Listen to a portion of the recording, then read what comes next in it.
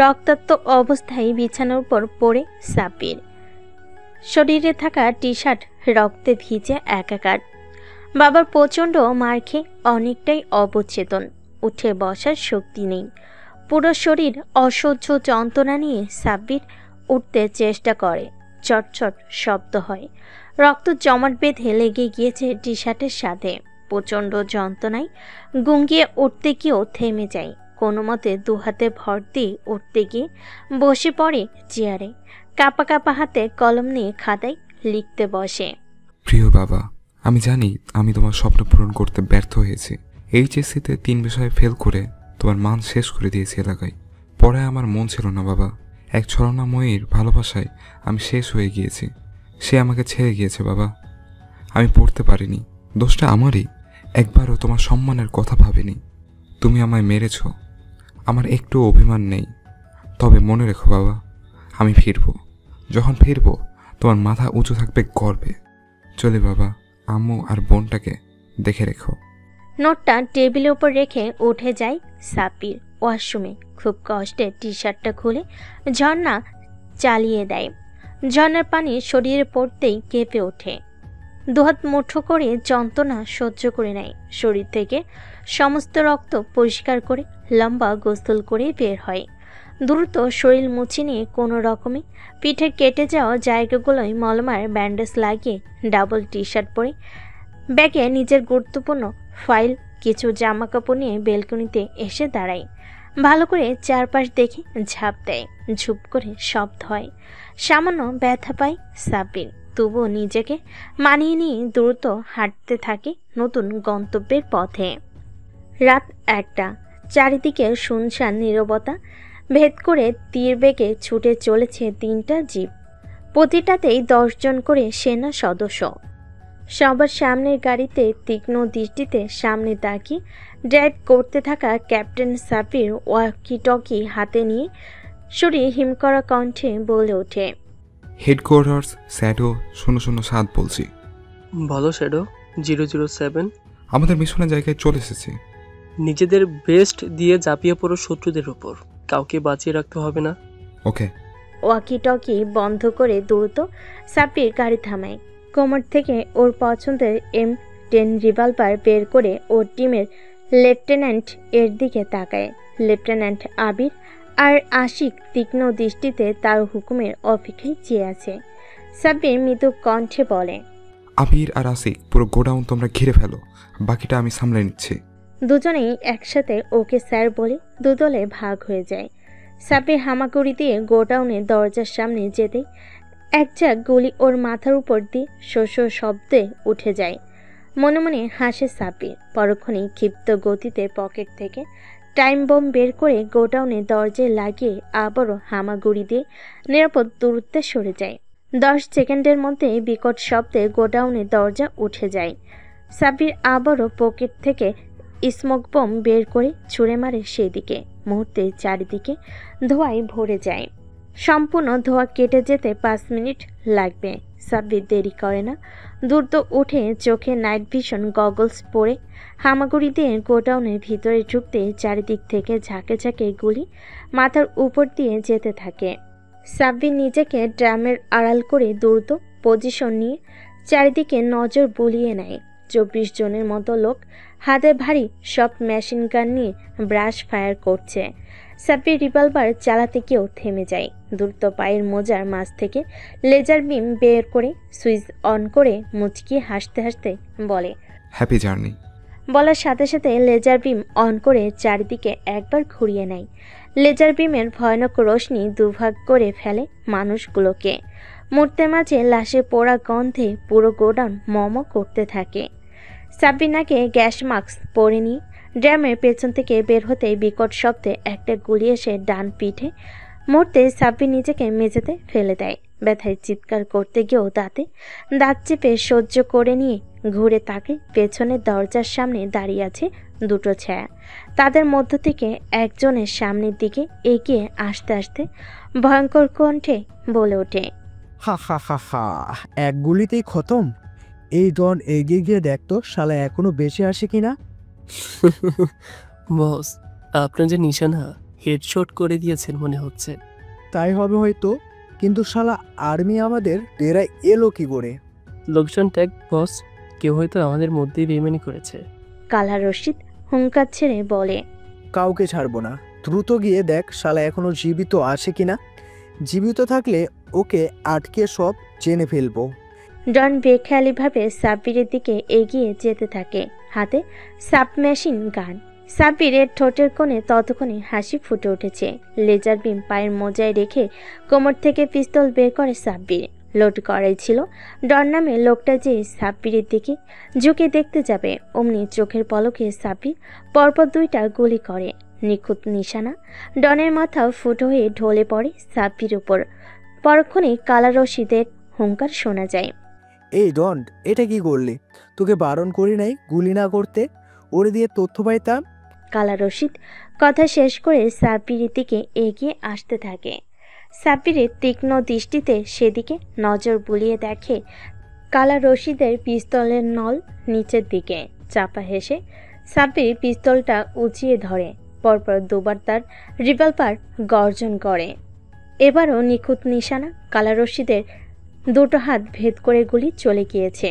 পুরো গোডাউন জুড়ে কালা রশিদের আর্তনাদ।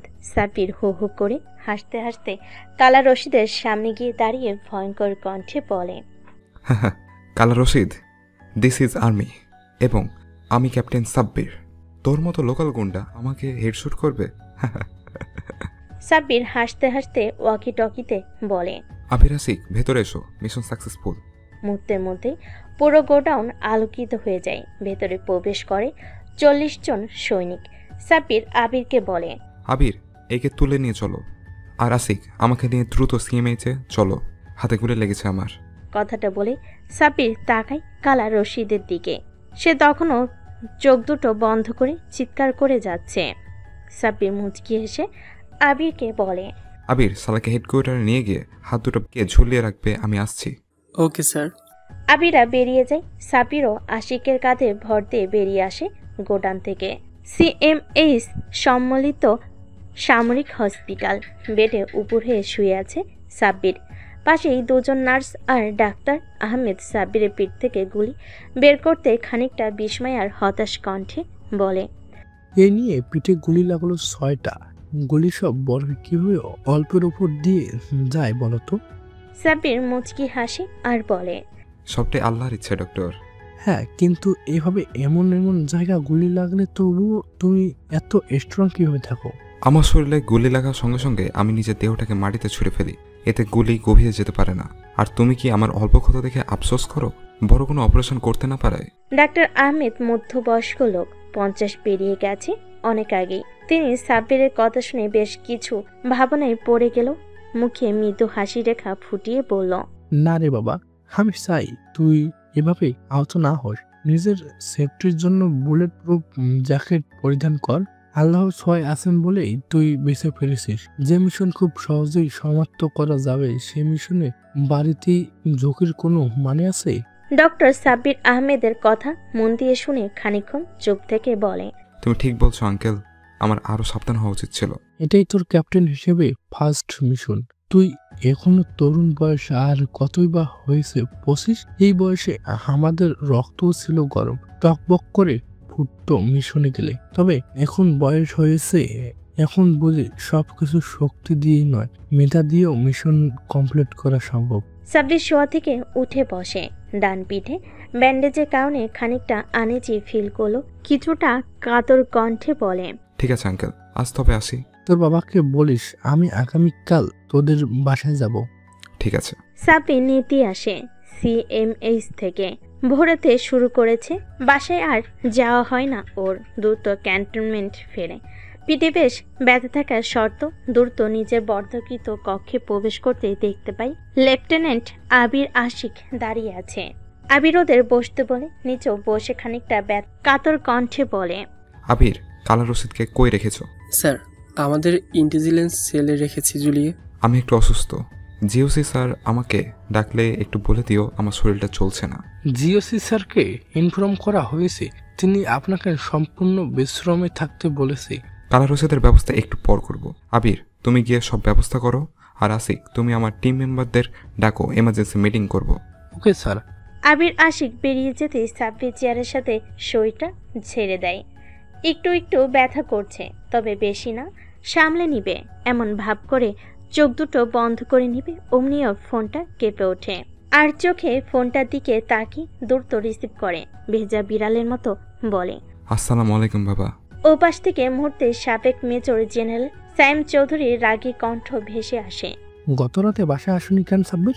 সাব্বির ওর বাবার কণ্ঠ শুনে ভয় পায়, ভয়ে ভয়ে বলে, বাবা, গত রাতে মিশন ছিল, তোমায় বলেছিলাম না পুরান ঢাকার সবচেয়ে কুখ্যাত মাদক ব্যবসায়ী কালা রশিদ কয়েকদিন আগেই পুষকে গুলি করেছিল। ওকে। সাব্বিরকে বাকিটা বলতে না দিয়ে সাইম চৌধুরী বলেন, আমি অত কিছু শুনতে চাইনি। তোমার চাকরি জীবন নিয়ে আমার মাথা ব্যথা নেই। তোমার আম্মু বাসায় তোমার অপেক্ষায় আছে, দ্রুত এসো। আর হ্যাঁ, পিঠে গুলি লেগেছে এটা যেন না জানে। বাবা, একটা মিটিং ছিল, এটা শেষ করেই যাই। সাইম চৌধুরী কিছুটা নরম হন, নরম আর শান্ত কণ্ঠে বলেন, টেস্ট ব্রেকফাস্ট তোমাকে ছাড়াই করছি, তবে হ্যাঁ, লাঞ্চ আমরা একসাথে করবে। ওকে বাবা। ফোনটা কেটে যায়। সাব্বিরও উঠে দাঁড়াতে নিবে, অমনি অফিস টেলিফোনে কল আসে। সাব্বির রিসিভ করতেই ওপাশ থেকে ভেসে আসে 24 ডিভিশনের জিওসি মেজর জেনারেল কামরুল সাহেবের কণ্ঠ। ক্যাপ্টেন সাব্বির, জি স্যার। এক্ষুনি আমার অফিসে এসো। Okay sir. ফোনটা কেটে যায়। সাব্বিরও ধীরে সুস্থে এগিয়ে যায় দোতলার 203 নাম্বার রুমে। সামনে এসে দাঁড়াতে ভেতর থেকে একটা কণ্ঠ ভেসে আসে, ভিতরে এসো ক্যাপ্টেন। সাব্বির হাসি মুখে ভেতরে ঢুকে স্যালুট করে। কামরুল সাহেব হাসি মুখে বলেন, তোমাকে প্রথমেই অভিনন্দন জানাই ক্যাপ্টেন, এত সফলভাবে মিশন কমপ্লিট করার জন্য। ধন্যবাদ স্যার। কিন্তু ক্যাপ্টেন, তুমি যতগুলো লাশ ফেলেছো তা অনেক বেশি। স্যার, কন্ট্রোল রুম থেকে আমাকে অলসো ডাউন এর নির্দেশ দেওয়া হয়েছিল। হ্যাঁ, আমি তা জানি, তবুও তোমাকে আরেকটু ধৈর্যশীল হতে হবে। হেডকোয়ার্টার থেকে কিছু নতুন সাহসী অফিসার খুঁজছিল, আমাদের 24 ডিভিশন থেকে তুমি নির্বাচিত হয়েছো। ধন্যবাদ স্যার। এবং সেই সাথে তোমাকে আগামীকাল নতুন মিশনে সীমান্তবর্তী ক্যান্টনমেন্টে চলে যেতে হবে। সাব্বির খানিকক্ষণ চুপ থেকে বলে, কিন্তু স্যার, আমার ইন্টেলিজেন্স সেলে একজন বন্দী আছে যাকে জিজ্ঞাসাবাদ করা এখনো বাকি। ঠিক আছে, তুমি আজ আর আগামীকাল জিজ্ঞাসাবাদ করো, তবে হ্যাঁ, তোমাকে সোমবার যেতেই হবে চট্টগ্রাম। আমি প্রস্তুত থাকবো স্যার। তোমার উজ্জ্বল ভবিষ্যৎ কামনা করছি। আর হ্যাঁ, মিশন পরিচালনার সময় নিজের সেফটি নিয়ে ভাবতে হবে। ড্রেস কোড না মেনে মিশনে গেলে তোমাকে ডিমোরেট পয়েন্ট দেওয়া হবে। সরি স্যার, পরবর্তী সময় আমি আর ভঙ্গ করব না। Dress code. গুড, এখন এসো। সাব্বির স্যালুট করে বের হয়ে আসে জিওসি স্যারের অফিস থেকে। দ্রুত হাঁটতে হাঁটতে নিজের ইন্টেলিজেন্স সেলে আসতেই দেখতে পায় কালা রশিদকে উল্টো করে ঝুলিয়ে রাখা। সাব্বির বেশ খানিকক্ষণ লোকটার দিকে তাকিয়ে থাকে। নামের সাথে চেহারার মিল আছে, একদম কালা কুচকুচে চেহারার, বিশাল ভুরিয়াওয়ালা, যার নড়তে ঘন্টাখানেক লাগবে। সে কিনা পুলিশকে নাকি দড়ি দিয়ে ঘোরাতো, এমনকি গুলিও করেছে। সাব্বিরের ভাবনার মাঝে লেফটেন্যান্ট আবির বলে ওঠে, স্যার সব রেডি। সাব্বির টেবিলের দিকে তাকায়। এক একে সাজানো আছে লোহার পাইপ, লাঠি, গোরমরিচ আর প্লাস। সাব্বির মুচকি এসে কালা রশিদকে সোজা করে চেয়ারে বসিয়ে দেয়। তারপর রক্তবর্ণ চোখে তাকিয়ে হাড় হিম করা কণ্ঠে বলে, রশিদ, তোকে 3টা প্রশ্ন করবো, জবাব দিবি। কালা রশিদের চেহারাতে তখনও বেদনার চাপ, তবুও চল দুটো শক্ত করে কঠিন চোখে একবার সাব্বিরকে আর একবার টেবিলে রাখা জিনিসগুলো দেখে তোতলাতে তোতলাতে বলে, হ্যাঁ হ্যাঁ বলবো। তুই এত মাদক পেতি কোথায়? কে তোকে এই সাপ্লাই দিত? আমি তাকে দেখিনি। প্রতি মাসে একবার করে চট্টগ্রাম বর্ডার যেতাম। গভীর রাতে মুখ ঢেকে একজন লোক আমাকে এসব দিত, আর আমি টাকার ব্যাগ দিতাম। শহরে ব্যবসা করছিলি কিভাবে? তোর সাথে পুলিশের কি সম্পর্ক ছিল? আর কেনই বা পুলিশকে গুলি করলি? সব মেসেজ করতাম, বড় বড় আমলাকে ম্যানেজ করে ব্যবসা করতাম, আর ওই নতুন ওসিকে 10 লাখ ঘুষ দিয়েছিলাম। তবুও আমার লোককে জেলে নিয়ে গিয়েছিল দেখে গুলি করে। এরপরও কি মাদক ব্যবসা করবি? কালা রশিদ নিশ্চুপ। এমন সময় পাশ থেকে আবির বলে ওঠে, স্যার, আপনার দুটো পারফেক্ট শুটে ওর দুটো হাতের কবজি গুঁড়ো গুঁড়ো হয়ে গিয়েছে। ডাক্তার ওর 2 হাতকে কেটে ফেলতে চেয়েছে, ওগুলো আর ভালো হবে না। ভেবেছিলাম হেডশুট করব, তবে করিনি। আমার ক্যাপ্টেন হিসেবে প্রথম মিশন বলে ছেড়ে দিয়েছি। তাহলে স্যার কি করবো এখন? দুটো পা একেবারে অকেজো করে পুলিশের হাতে তুলে দাও, বাকিটা পুলিশ বুঝে নেবে। Okay sir. সাব্বির বেরিয়ে আসে ইন্টেলিজেন্স সেল থেকে। ঘড়ি কাটা টিকটিক করে 12টা ছুঁই ছুঁই। অফিস চেয়ারে বসে আছে সাব্বির। সামনে দাঁড়িয়ে আছে সাব্বিরের টিমের মেরুদণ্ড তথা শ্যাডো 007-এর। সাব্বিরের সামনে রাখা চেয়ারে বসে আছে 5 জন। লেফটেন্যান্ট আবির, সরকারি server, satellite hack tracking drone controller ও ছেলেটা খুবই দক্ষ, সেই সাথে শান্ত এবং নিখুঁত। দিনে যত চুপ, রাতে তত ভয়ঙ্কর। তার পাশেই বসে আছে লেফটেন্যান্ট আশিক, দূর থেকে নিশানা, হেডশট কিলার, মুভিং টার্গেট শুটে ছেলেটা অসামান্য দক্ষতা সাব্বিরকে মুগ্ধ করে। নিলিপ্ত চোখে ঝিলিক নেই, ঠান্ডা মাথায় খুন করে। সেনাবাহিনীর সবচেয়ে কম রেকর্ডে সবচেয়ে বেশি কনফার্ম হিট। সাব্বির ক্যাপ্টেন হওয়ার পরই ছেলেটাকে নিজের কমান্ডে এনেছে। তার পাশেই বসে আছে লেফটেন্যান্ট মাহিম, টাইমার বোমা, ডোর ব্রেকিং, হ্যান্ড গ্রেনেড, ক্লোজ কমব্যাটও ছেলেটা অসাধারণ। Out spoken, rough and tough মিশনে আগুন লাগায়। তার হাসির আওয়াজ শুনলে বোঝা যায় কিছু একটা তো ছোড়া বোমায় উঠতে যাচ্ছে। সাব্বির ওপর ছেলেটা শতভাগ অনুগত। তার পাশেই বসে আছে লেফটেন্যান্ট রায়হান, রাতের অন্ধকারে রুট বের করা, শত্রুর গতিবিধি ট্র্যাকও ছেলেটা যথাসম্ভব দক্ষ। ট্যাকটিক্যাল, মাথা ঠান্ডা, কাটার ঝোপেও নিঃশব্দে চলে যেতে পারে। নিজের যোগ দিয়ে ম্যাপ তৈরি করে সাব্বিরের অনেক মিশনই সহজ করে দিয়েছে। সাব্বিরও প্রতিদান দিয়েছে, নিজের কোম্পানির কমান্ডে নিয়ে এসেছে। আর সর্বশেষ লেফটেন্যান্ট নেহা, যে কিনা সরকারি কন্ট্রোল রুম থেকে তাদের সব ধরনের সাপোর্ট, এমনকি কোনো জরুরি সাহায্যের প্রয়োজন হয়েও মেয়েটা খুব দ্রুত ব্যবস্থা করে ফেলে। সাব্বির এক একে সবার দিকে তাকায়। সাব্বির টিমে আছে সবচেয়ে দুর্ধর্ষ কিছু লেফটেন্যান্ট, যারা নিজেদের সেরা পারফর্ম দিয়ে সাব্বির সহ পুরো কোম্পানি কমান্ডারে মন জয় করে নিয়েছে, গর্বিত করেছে 24 ডিভিশনকে। কথাগুলো ভাবতেই মন খারাপ হয়ে যায় ওর। আর 2 দিন পরই এদের ছেড়ে চলে যেতে হবে। সাব্বির তখন গভীর ভাবনায়। এমন সময় লেফটেন্যান্ট আবির সাহস করে বলে, স্যার আপনি ঠিক আছেন? সাব্বিরের অন্যমনস্ক ভাবটা কেটে যায়। সোজা হয়ে চেয়ারে বসে হাসার চেষ্টা করে আর বলে, আমি ঠিক আছি আবির, আসলে একটু অন্যমনস্ক হয়ে গিয়েছিলাম। স্যার, হঠাৎ মিটিং ডাকার কারণ? কোনো জরুরি মিশন আছে কি? না আবির, মিশন নেই। আমি এখান থেকে চলে যাচ্ছি চট্টগ্রাম, তাই যাওয়ার আগে তোমাদের সাথে কিছু কথা বলতে রাখলাম। স্যার, এটা কি সম্ভব? আমরা 2 মাস হলো এইখানে জয়েন করেছি, এরই মাঝে আমাদের লিডার চলে যাবে? এটা মানা যায় না। আমি নির্বাচিত হয়েছি মাহিন নতুন মিশনের জন্য, আমাকে যেতেই হবে। কিন্তু স্যার, আপনি একা কেন? আমরাও তো আপনার টিমের। আপনি যেখানে যাবেন আমরাও তো সেখানেই যাব। এটাই স্বাভাবিক নয় কি? ভালো বলেছ নেহা। জিওসি স্যার আমাকে প্রস্তুত হতে বলল, শুধু সবটা শোনা হয়নি। ভাবছি আগামীকাল সব শুনবো, তোমরা চিন্তা করো না। তা নয় স্যার, আমরা আপনার টিমের, আপনার আন্ডারেই আমরা একের পর এক সফল মিশন পরিচালনা করতে চাই। হ্যাঁ স্যার, হুট করে কখনোই কারো আন্ডারে কাজ করা সম্ভব না। স্যার, আমি কখনোই বেশি কথা বলি না, কিন্তু এখন না বললেই নয়। আমি আপনার টিমে কাজ কন্টিনিউ করতে চাই। আশা করি আপনি আমাদের বিবেচনায় রাখবেন। ইনশাআল্লাহ তোমরা আমার সঙ্গে হবে। এখন একটু ধৈর্য ধরো কেমন? এখন এসো, আমিও উঠবো। সবাই উঠে দাঁড়ায়। একযোগে সাব্বিরকে স্যালুট করে বেরিয়ে যায়। সাব্বিরও চেয়ার ছেড়ে উঠে দাঁড়িয়ে বেরিয়ে পড়ে। রোজকার মতো নিজের গাড়িতে উঠতে নিবে, অমনি পাশে এসে দাঁড়ায় জিওসি মেজর জেনারেল কামরুল সাহেব। সাব্বির স্যালুট দেয় তাকে। কামরুল সাহেব মুচকি হেসে বলেন, বাসায় যাবে সাব্বির?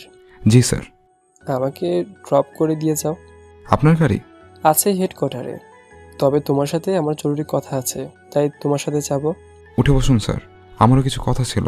কামরুল সাহেব সাব্বিরের পাশে বসে গাড়ি চালাতে শুরু করে। মিনিট 5 নীরবতা শেষে কামরুল সাহেব বলে ওঠেন, তুমি এক তরুণ সাব্বির, এই তরুণ বয়সে এমন মিশনের দায়িত্ব পেয়েছো যা বলার মতো নয়। মানে স্যার? মিশনটা বেশ কঠিন। এমন মিশন অভিজ্ঞতা ছাড়া দেওয়া হয় না। তোমার সময় বিপরীত, তোমার অভিজ্ঞতা নয় দক্ষতার জন্য তুমি এই মিশনে লিডারশিপ পেয়েছো। মিশনটা কিসের স্যার? তোমাকে প্রথমে চট্টগ্রামের কথা বললেও একটু আগে জেনেছি মিশনটা হবে বান্দরবনের গভীরে, পাহাড়ি সীমান্ত এলাকায়, বলতে পারো ভারতের কাছেই। ওখানে আমাদের শত্রুকে? ওখানে অবৈধভাবে কিছু লোক এসে জুড়ে বসেছে। এক কথায় বলতে পারো জঙ্গি গোষ্ঠী। এরা পুরো দেশে অস্থিরতা তৈরির জন্য অস্ত্র জড়ো করে পুরো দেশে ছড়িয়ে দিচ্ছে। এর সাথে ভিডিও কিছু গোষ্ঠী জড়িত। তোমাকে খুব নীরবে আর সম্পূর্ণ গোপনে সেখানে মিশন চালাতে হবে। এবং তাদের মূল নেতাকে জীবিত তুলে আনতে হবে। সরকার চাচ্ছে এই জঙ্গি গোষ্ঠীকে নীরবে ধ্বংস করে ফেলতে, যাতে অন্য দেশের হস্তক্ষেপ না হয়। তাহলে স্যার আগামীকাল আমি রওনা দেব। তুমি একা নয়, তোমার টিমে যাদের নিতে চাও সবাইকে নিয়ে যাবে। ওখানকার জিওসি আমার বন্ধু আহসান চৌধুরী, সেই সাথে তোমার বাবারও বন্ধু। তাহলে তো হয়েই গেল। কামরুল সাহেব কিছু চিন্তিত চেহারায় সাব্বিরের দিকে তাকিয়ে থেকে বলে, এই মিশনটা তোমার ফার্স্ট ফিল্ড মিশন বাবা, সাবধানে মিশনটা পূরণ করবে। আশা করি তারপর ওই ঢাকায় পার্মানেন্ট পোস্টিং পাবে। দলোয়া করবেন স্যার? কামরুল সাহেবকে তার বাসায় নামিয়ে দিয়ে সাব্বির নিজের বাসায় এসে গাড়ি পার্কিং করতে এগিয়ে আসে সাইম চৌধুরী। বাবাকে এগিয়ে আসতে দেখে সাব্বির বেশ খানিকটা ভয় পেয়ে যায়। মাথা নিচু করে গাড়ি থেকে নামতেই সাইম চৌধুরী বলে ওঠেন, ঘড়িতে দেখছো কয়টা বাজে? আসলে বাবা, আমি শুনেছি আগামীকাল মিশনে যাবে। সমস্যা নেই, ঘরে চলো, তোমার আম্মু বসে আছে টেবিলে। সাব্বির দ্রুত বাসার ভেতরে যেতেই চোখ পড়ে ডাইনিং টেবিলে হরেক রকমের খাবার নিয়ে বসে আছে নাজিয়া চৌধুরী। সাব্বির এগিয়ে যায় তার দিকে। নাজিয়া চৌধুরীও ছেলের জন্য দুহাত বাড়িয়ে দেয়। সাব্বির ওর আম্মুকে জড়িয়ে ধরে রাখে কিছুক্ষণ। নাজিয়া চৌধুরীও ছেলের কপালে চুমু দিয়ে বলেন, বাবা, গত রাতে বাসায় আসোনি কেন তুমি? সরি আম্মু, গত রাতে ছোট্ট একটা মিশনে গিয়েছিলাম। তুমি রাতে খেয়েছিলে? আমার বাবাকে ছেড়ে আমি কি খেতে পারি? জানিস তোর জন্য আমি কত রাত পর্যন্ত জেগেছিলাম। এমন আর করো না আম্মু, আমার কিন্তু কষ্ট হয়। তুমি আজ থেকে আমার জন্য না খেয়ে অপেক্ষা করবে না। আগে নিজে খাবে, তারপর আমার অপেক্ষায় থাকবে। না হলে এরপর থেকে আমি কিন্তু আসবো না, ক্যান্টনমেন্টেই খেয়ে নেব। নাজিয়া চৌধুরী ছেলের কপালে আরেকটা চুমু দিয়ে বলেন, ঠিক আছে বাবা, তাই হবে। এখন বসো, তোমার পছন্দের বিরিয়ানি আর কালা ভুনা রান্না করেছি। আর এই যে চৌধুরী সাহেব, ওভাবে খাম্বার মতো না দাঁড়িয়ে থেকে এসো, বসো খেতে। সাইম চৌধুরী মলিন মুখ করে অভিমানী কণ্ঠে বলে, তোমাদের মা ছেলের মধ্যে আমি আর হাড্ডি হয় কি করব? যেভাবে দুজন কথা বলছো, একটা বার আমার দিকে ফিরেই তাকালে না। মিথ্যে বলবে না। ছেলে আসার আগে তোমার সাথে তো গল্প করলাম, এখন একটু ছেলের সাথে করছি বলে হিংসা হচ্ছে? হিংসে হবে না। মা ছেলের ভালোবাসা দেখে আমারও আমার আম্মাজানি কথা মনে পড়ছে। ভাবছি ছেলেটা বিয়ে দিয়ে নিজের জন্য একটা আম্মাজান শর্টকাট বৌমা আনবো। সাব্বির ওর বাবার কথায় বেশ লজ্জা পায়। এমন সময় নাজিয়া চৌধুরী সাব্বিরের ডান পিঠে হাত বুলিয়ে দিতে সাব্বির কুকিয়ে ওঠে। আহ! নাজিয়া চৌধুরী দ্রুত ছেলের পিঠ থেকে হাত সরিয়ে নিতে গিয়েও ব্যান্ডেজের মতো কিছু অনুভব করে চলো চলো চোখে ছেলের দিকে তাকিয়ে উত্তেজিত কণ্ঠে বলে, বাবা সাব্বির, কি হলো তোর পিঠে? ওটা কিসের ব্যান্ডেজ? মুহূর্তে সাব্বির দমে যায় আর চোখে ওর বাবার দিকে তাকায়। স্যাম চৌধুরী নিশ্চুপ। নাজিয়া চৌধুরী দ্রুত ছেলের টি শার্টের বোতাম খুলে পিঠ বের করে দেখে ব্যান্ডেজ। নাজিয়া চৌধুরী ছেলের নিচু করে রাখা মুখটা দুহাতে ধরে নিজের দিকে ফিরিয়ে শান্ত কণ্ঠে বলে, বাবা, তুই আমাকে ভালোবাসিস? হ্যাঁ আম্মু। তাহলে সত্যি করে বলবি, তোর পিঠে ব্যান্ডেজ কেন?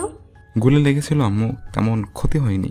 নাজিয়া চৌধুরী কটমট চোখে তাকান সাইম চৌধুরীর দিকে। সাইম চৌধুরী ততক্ষণে নিজের ঘরে পা বাড়িয়েছেন। তিনি আর স্ত্রী মুখোমুখি হবে না, কেননা সব দোষই তার উপর পড়বে। ছেলেকে সেনাবাহিনীতে দেওয়ার বুদ্ধিটা যে তারই ছিল। এই গুলি লাগায় তুই বাড়ি আসিসনি গতকাল বাবা? না আম্মু, তা নয়। আসলে বন্দি করেছিলাম একজনকে, তাকে জিজ্ঞাসাবাদের জন্যই ক্যান্টনমেন্টে ছিলাম। নাজিয়া চৌধুরী অস্থির হয়ে বলেন, হ্যাঁ হ্যাঁ, বল বাবা। আর আগামীকাল আমি বান্দরবন চলে যাব আম্মু। সেখানে ক্যাপ্টেন হিসাবে আমার ফার্স্ট ফিল্ড অপারেশন আছে।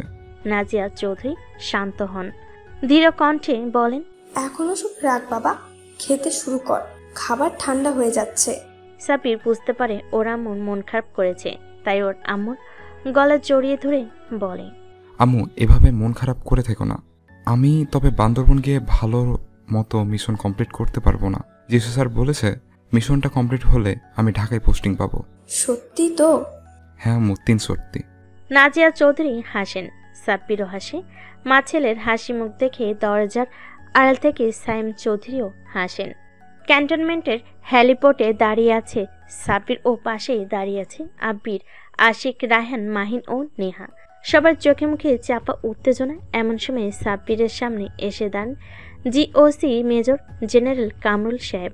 সাব্বির তাকে স্যালুট করতে তিনি পাল্টা স্যালুট করে বলেন, ক্যাপ্টেন, তোমার ফার্স্ট ফিল্ড অপারেশনের জন্য শুভকামনা রইল। আশা করছি তুমি সম্পূর্ণ অক্ষত অবস্থায় মিশন শেষ করে ফিরে আসবে। সর্বোচ্চ চেষ্টা করব স্যার। কথাটা বলেই সাব্বিরও টিম নিয়ে হেলিকপ্টারে উড়ে বসে। হেলিকপ্টার টেক অফ করেছে 10 মিনিট হলো। এমন সময় নেহা বলে ওঠে, স্যার বলো নেহা। স্যার, বান্দরবনে আমাদের মিশন সম্পর্কে এখনো জানলাম না। জঙ্গি গোষ্ঠীর আস্থান গড়িয়ে দিতে হবে নেহা। গোয়েন্দা তথ্য রয়েছে বাংলাদেশে অস্থির করতে দেশি বিদেশি জনগোষ্ঠী তৎপরতা, আর সেই তৎপরতায় খবর আছে তারা বান্দরবনে অবৈধ ভারী অস্ত্রের যোগান দিয়েছে, সাথে চোরাচালান করছে লোকালয়ে। তাহলে আমাদের এখন কি করতে হবে স্যার? নেহা, আমি এটা সঠিক বলতে পারছি না। আমরা বান্দরবন গিয়ে আগে পরিস্থিতি বুঝতে চেষ্টা করব। আর হ্যাঁ নেহা, তোমাকে গিয়ে আমাদের টিমের সঙ্গে যোগাযোগ সম্পূর্ণভাবে রাখতে হবে, কোনো মিসগাইড চলবে না। আমি আমার সর্বোচ্চ চেষ্টা করব স্যার। টানা 40 মিনিট পর হেলিকপ্টার বান্দরবন সেনা ক্যাম্পে ল্যান্ড করতেই সাব্বির নেমে পড়ে। সাব্বিরদের নামতে দেখে হাসি মুখে এগিয়ে আসে বান্দরবন এর GOC major general Ahsan Chowdhury. Sabbir তার সাথে হ্যান্ডশেক করে নিজের টিমের সাথে পরিচয় করিয়ে দেয়। সবার সাথে কৌশল বিনিময় করে আহসান চৌধুরী সাব্বিরকে বলে, ক্যাপ্টেন, আমি তোমার সাথে একটু পর মিটিং করব, খুব আর্জেন্ট। আর তোমার টিমকে ক্যাম্পে বিশ্রাম নিতে বলো। সাব্বিরও টিম নিয়ে ভেতরে চলে যায়। এমন সময় আবির বলে ওঠে, স্যার, আমার মনে হচ্ছে এখানে কিছু গন্ডগোল আছে। কিরকম?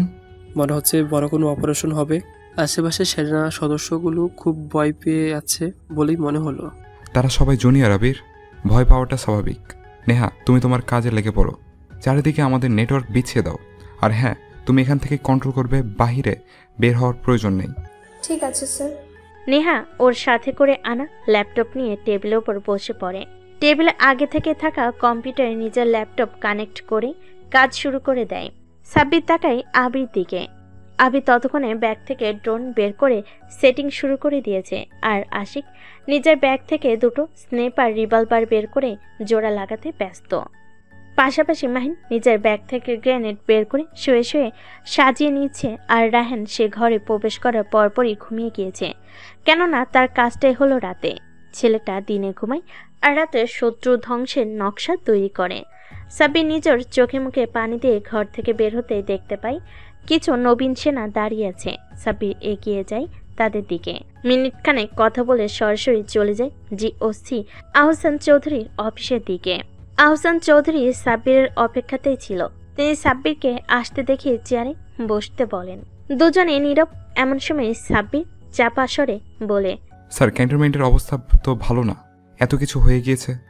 হ্যাঁ ক্যাপ্টেন, গতকাল রাতে ক্যাম্পের ওপর জঙ্গি গোষ্ঠী হামলা করেছিল।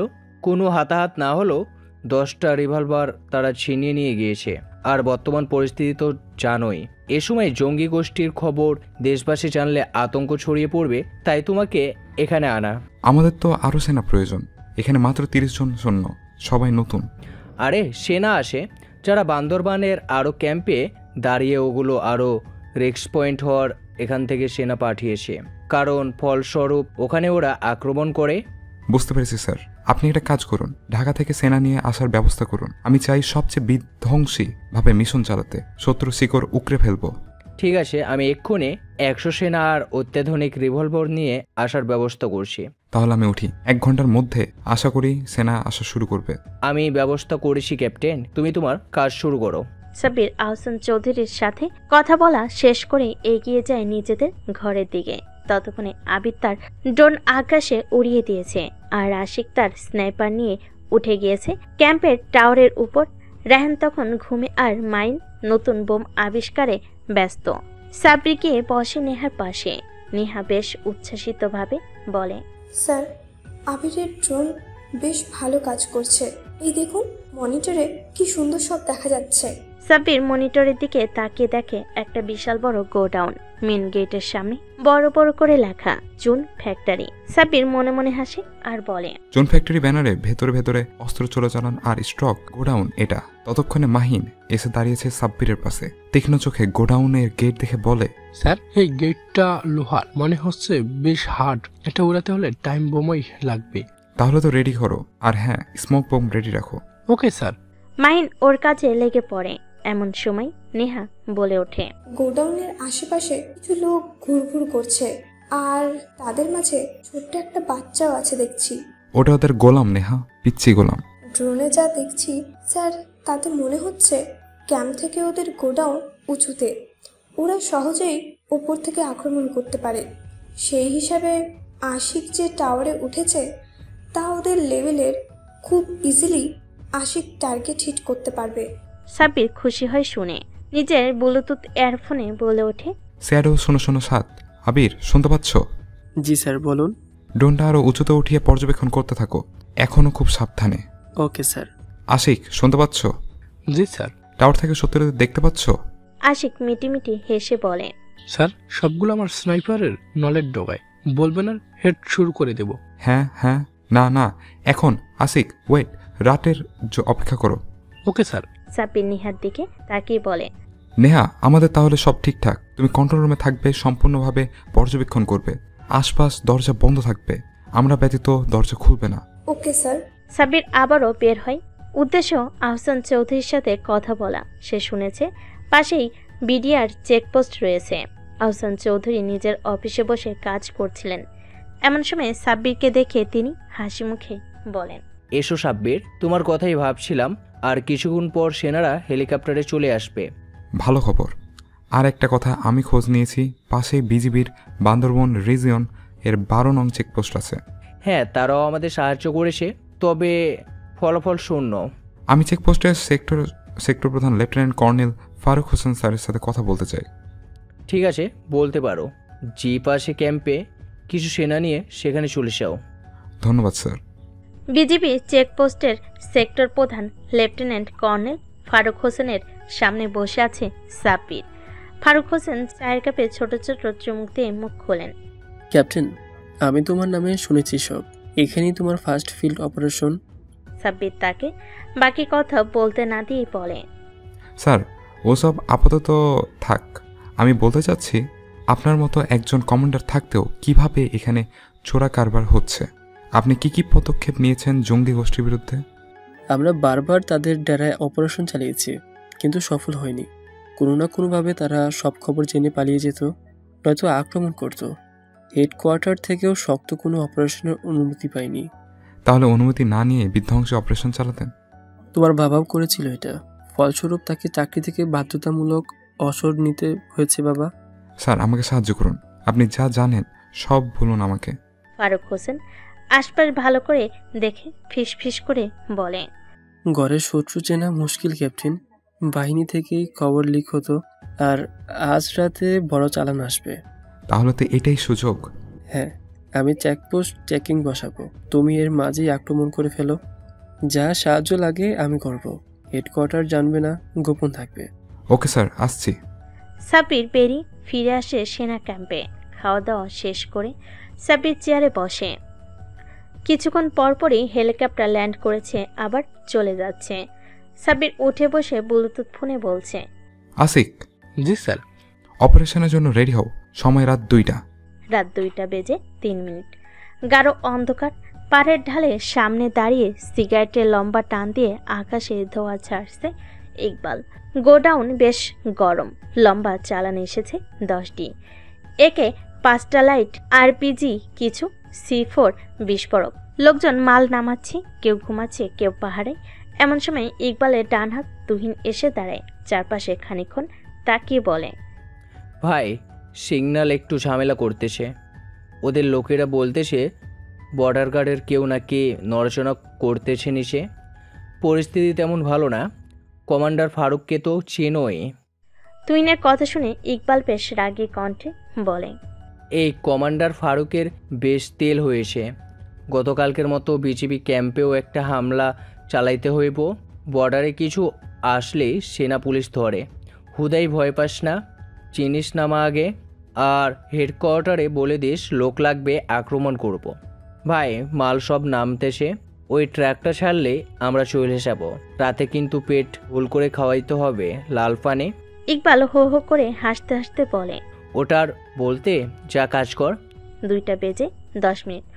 হঠাৎ কিছু টের পেয়ে 15 বছরের একটা পিচ্ছি পাহাড়ের উপর দাঁড়িয়ে হঠাৎ নিঃশব্দ করে দৌড়ে দাঁড়ায় ইকবালের সামনে। তারপর চাপা স্বরে বলে, ভাই, ছবির ভেতরে কেমন অদ্ভুত ছায়া দেখলাম। মানুষ হলেও একটু শব্দ নাই, কিন্তু শব্দ পাইলাম না। ভাই, তাড়াতাড়ি কিছু করেন। ইকবাল বিরক্তি নিয়ে বলে, চুপ থাকতো। তুই ভুল দেখছস হয়তো। মানুষ হইলে শুকনা পাতার শব্দ হইব না, আর ছায়া ওটা তোরই হইব হয়তো। তোর সব পেঁচাল বাদ দে, অস্ত্র ঠিক মতো উঠাইয়া ফেল। মাথা খাস না তো আমার। ইকবালের কথা বলার মাঝেই বুম বিকট শব্দে গোডাউনের মূল গেট উড়ে যায়। মুহূর্তে আবারও বিকট শব্দে মুহূর্তে ধোঁয়াগুলো পুরো এলাকা অন্ধকার হয়ে যায়। মুহূর্তে গর্জন করে ওঠে আশিকের স্নাইপারের রিভলভার। ভাইরা গো, গেট গেছে। তুহিনের কথায় ভয় পায় ইকবাল। হাত থেকে সিগারেটটা ফেলে দিয়ে ভর্ত কণ্ঠে বলে, এরা কারা? বিজিবি নাকি? না ভাই, বিজিবি এত নিঃশব্দ আক্রমণ করতে পারবে? বিজিবিতে লোক আছে না? আমগো ওরা খবর দিত। এরা সেনা লোক, স্পেশাল ফোর্স লাগাইতেছে। বিকালে হেলিকপ্টারে এরাই হয়তো আইছিল ক্যাম্পে। আপনারে কতবার কইলাম ভাই, ক্যাম্পে হামলা কইরেন না, শোনেননি। এবার পালান ভাই, পালান, নয়তো জীবিত রাখবে না সেনা আমগো। কথাটা বলে তুহিন পালাতে যাবে, অমনি একটা গুলি এসে লাগে তুহিনের মাথায়। ধূপ করে মাটিতে মুখ থুবড়ে পড়ে যায় তুহিনের দেহ। ওপাশ থেকে আসিফের কানে ভেসে আসে নেহার কণ্ঠস্বর, গ্রেট, একদম হেডশট। আসিফ মুচকি হেসে বলে, পাশেরটাকেও গুলি করব? নো, সেই তো এই ঘাটির নেতা, ওকে জীবিত চাই। তার হাঁটুতে গুলি করো আর পিচ্চিটাকে ছেড়ে দাও। ইকবাল ভয়ত চোখে চারপাশ দেখে দৌড়াতে উদ্যত হবে, অমনি আশিকে স্নাইপার গর্জন করে ওঠে। নিখুঁত নিশানা ইকবালের ডান পায়ের হাঁটু এফর ওফর করে দিয়ে যায়। মুখ থুবড়ে পড়ে যায় ইকবাল। ততক্ষণে সাব্বিরের লেজার বিমও গর্জন করে উঠেছে। পুরো গোডাউনের পরপর 3 বার ঘুরিয়ে মুচকি মুচকি হাসি, কারণ পোড়া লাশের গন্ধ। কয়েক মিনিটের ব্যবধানে 30+ লাশের স্তূপ হয়ে গিয়েছে। সাব্বির আড়াল থেকে বের হয়ে এসে দাঁড়ায় ইকবালের সামনে। পেছন পেছন এসে দাঁড়ায় মাহিন আর রায়হান। ইকবাল কারোর আগমন বুঝতে পেরে আর্তনাদ করে বলে, আমাকে ছেড়ে দাও, আমাকে মেরো না। সাব্বির কোনো কথা না বলে নিজেই সমস্ত শক্তি দিয়ে ইকবালের গুলিবিদ্ধ পায়ে লাথি মেরে গর্জন করে বলে, তোকে মারতে চাইলে অনেক আগে মেরে দিতাম। মাহিন, একে চেক করে কিছু পেলে নিজের হেফাজতে নিয়ে নাও, তারপর ক্যাম্পে নিয়ে যাও। নেহা, শুনতে পাচ্ছ? জি স্যার। দ্রুত আহসান স্যারকে ইনফর্ম করো, মিশন কমপ্লিট। ফার্স্ট তারা 50 জন সৈন্য পাঠিয়ে দেয়। আমি অলরেডি ইনফর্ম করে দিয়েছি স্যার। সেনারা পাহাড়ে উঠছে, আর 1 মিনিট লাগবে তাদের আপনার কাছে পৌঁছে যেতে। ওকে। কথা শেষ করতে না করতেই একদল সেনা এসে সাব্বিরকে স্যালুট করে। সাব্বির পাল্টা তাদের স্যালুট করে বলে, এসো আমার সাথে। আর গোডাউনে নিজের লুট হওয়া অস্ত্র পেলে নিয়ে যাও, আমরা গোডাউন আর রাখবো না। কথাটা বলে সাব্বির মাহিনের দিকে তাকায়। মাহিন মুচকি হেসে বলে, স্যার, এক বোমে পুরো গোডাউন উড়িয়ে দিব। আপনি দ্রুত ভেতরটা সার্চ করুন, কিছু পান কিনে দেখুন। আমি বোম ফিট করছি। যেই বলা সেই কাজ। সাব্বির সহ বাকি সৈন্যরা পুরো গোডাউন চষে বেরিয়ে লুট হওয়া অস্ত্র সহ চোরাচালান করা অস্ত্র বোমাগুলো উদ্ধার করে ট্রাকসহ ক্যাম্পে নিয়ে চলে যায়। সাব্বির আরও বেশ কয়েকবার গোডাউনের ভেতর চক্কর দিয়ে মাহিনকে ডাকেন। মাহিন, তোমার কাজ হলো? জি স্যার, গোডাউনের মাঝে তেলের যোগান ছিল, ওর মাঝে বোম ফিট করে দিয়েছে। এক বোম, একটা ব্লাস্ট, আর গোডাউন খতম। চলো বের হই। সাব্বির আর মাহিন দ্রুত ক্যাম্পে ফেরার মিনিট খানেক পরপরই বিকট শব্দে পাহাড় কেঁপে ওঠে। উড়ে যায় পুরো গোডাউন। দিনের আলো ফুটছে। সাব্বির বসে আছে চেয়ারের পাশেই। আবির, মাহিন, আশিক আর নেহা দাঁড়িয়ে। রায়হান বরাবরের মতোই ঘুমিয়ে। এমন সময় বান্দরবান রিজিয়ন এর 12 নম্বর চেকপোস্ট প্রধান ফারুক হোসেনের আগমনে নড়ছে বসে সাব্বির। খানিকটা হাসি মুখে তাকে নিজের পাশে বসে বলে, আপনার কথা ভাবছিলাম স্যার। ফারুক হোসেন নম্র কণ্ঠে বলেন, তাই কিছু বলবে? বলার তো অনেক কিছুই আছে স্যার, তবে এটুকু শুনুন, অস্ত্রের চোরাচালানের মূল হোতা ইকবালকে জীবিত ধরেছে। আপনি কি তার সাথে কথা বলবেন? সাব্বিরের মুখ থেকে ইকবাল নামটা শুনে যেন ফারুক হোসেন চুপসে যান। কিছু একটা ভাবতে ভাবতে বলেন, ইকবাল? সাব্বির মুচকি হেসে বলে, হ্যাঁ স্যার, ইকবাল। এই ইকবাল কে জানেন? আপনার ক্যাম্পেরই লোকাল বাবুর্চি। গতকাল আপনার সাথে দেখা করার সময় ওর হাতেরই চা খেয়েছিলাম। বেচারাকে দেখে আমি অনেক অবাক হয়েছিলাম। বেঈমানকে কি করলি? উল্টো করে ঝুলিয়ে রেখেছি। অপারেশন হয়েছে হাঁটুতে, কিন্তু তথ্যের জন্য ওকে জীবিত রেখেছি। আমি আপনাকে মেল করে দেব কোন কোন বিজিবির কর্মকর্তা ওকে সাহায্য করেছে এইসব অবৈধ কাজে। তোমাকে অসংখ্য ধন্যবাদ ক্যাপ্টেন। যে কাজ আমরা 1 বছরও পারিনি, তুমি একদিনেই তা সফলভাবে করে ফেলেছ। আপনাদের ঘরেই ছিল শত্রু, তাই সফল হননি। আশা করি ঘরের শত্রুকে চিনবেন। ধন্যবাদ তোমাকে ক্যাপ্টেন, মূল্যবান পরামর্শ দেওয়ার জন্য। আজ আসছি। ফারুক হোসেন চলে যেতে সাব্বির বলে ওঠে, স্যার, গত রাতে এই রায়হান কিন্তু ধরা পড়েই গিয়েছিল। ধরা তো আর পড়েনি, তাই ওটা বাদ দাও। পরবর্তীতে রায়হানকে আরও ট্রেনিং দিতে হবে। ক্যাম্পের চারপাশে কিছু সময় নজরদারি করে সব গুছিয়ে নাও, ঢাকা ফিরবো। সাব্বিরের কথা শুনে নেহা কিছুটা মনমরা হয়ে বলে, স্যার, বলছিলাম কি 2 দিন থেকে গেলে হয় না? মাত্রই তো 2 দিন হলো আসলাম, এত সুন্দর জায়গা ছেড়ে যেতে ইচ্ছে করছে না। আমরা মিশনে ছিলাম নেহা, মিশন শেষ। নিজেদের ডিভিশনে ফেরাই বাধ্যতামূলক। ঘরে গিয়ে সব ঠিকঠাক করে নাও, একটু পরে হেলিকপ্টার আসবে। নেহারা চলে যায়। আহসান চৌধুরী এগিয়ে আসেন, সাব্বির পাশে বসতে বসতে বলেন, সাব্বির তাহলে আজই ফিরে যাচ্ছ? জি স্যার, মিশন কমপ্লিট। আর থেকে কি হবে? ইকবালকে কি করবে? হেডকোয়ার্টার থেকে নির্দেশ এসেছে, সাথে করে নিয়ে যেতে হবে, অনেক তথ্য পাওয়া যাবে। ওকে তাহলে নিয়ে যাও। তবে তোমাকে অসংখ্য ধন্যবাদ বাবা, সাহসিকতার সাথে মিশন কমপ্লিট করে নিজের প্রখর মেধা আর দক্ষতার প্রমাণ দিয়েছো। এটা আমার দায়িত্ব স্যার। ওদের কথা বলার মাঝেই হেলিকপ্টার এসে পৌঁছায়। ততক্ষণে সাব্বিরের টিম সব কিছু গুছিয়ে এনেছে। বেচারা রাহেন ঘুমে দুলছে, সেই সাথে আবির আর মাহিন ইকবালকে কোলে নিয়ে দাঁড়িয়ে আছে। সাব্বির ওদের হেলিকপ্টারে ওঠার ইশারা করে। আহসান চৌধুরীর সাথে হ্যান্ডশেক করে বলে, চলি স্যার, দেখা হবে। এসো ক্যাপ্টেন। সাব্বির হেলিকপ্টারে উঠতেই টেক অফ করে পাইলট। সাব্বির আর চোখে ইকবালকে দেখে বলে, আবির সালাকে হেলিকপ্টার থেকে নিচে ফেলে দেবো? দিলে ভালোই হতো, বাড়তি বোঝা টানতে হতো না স্যার।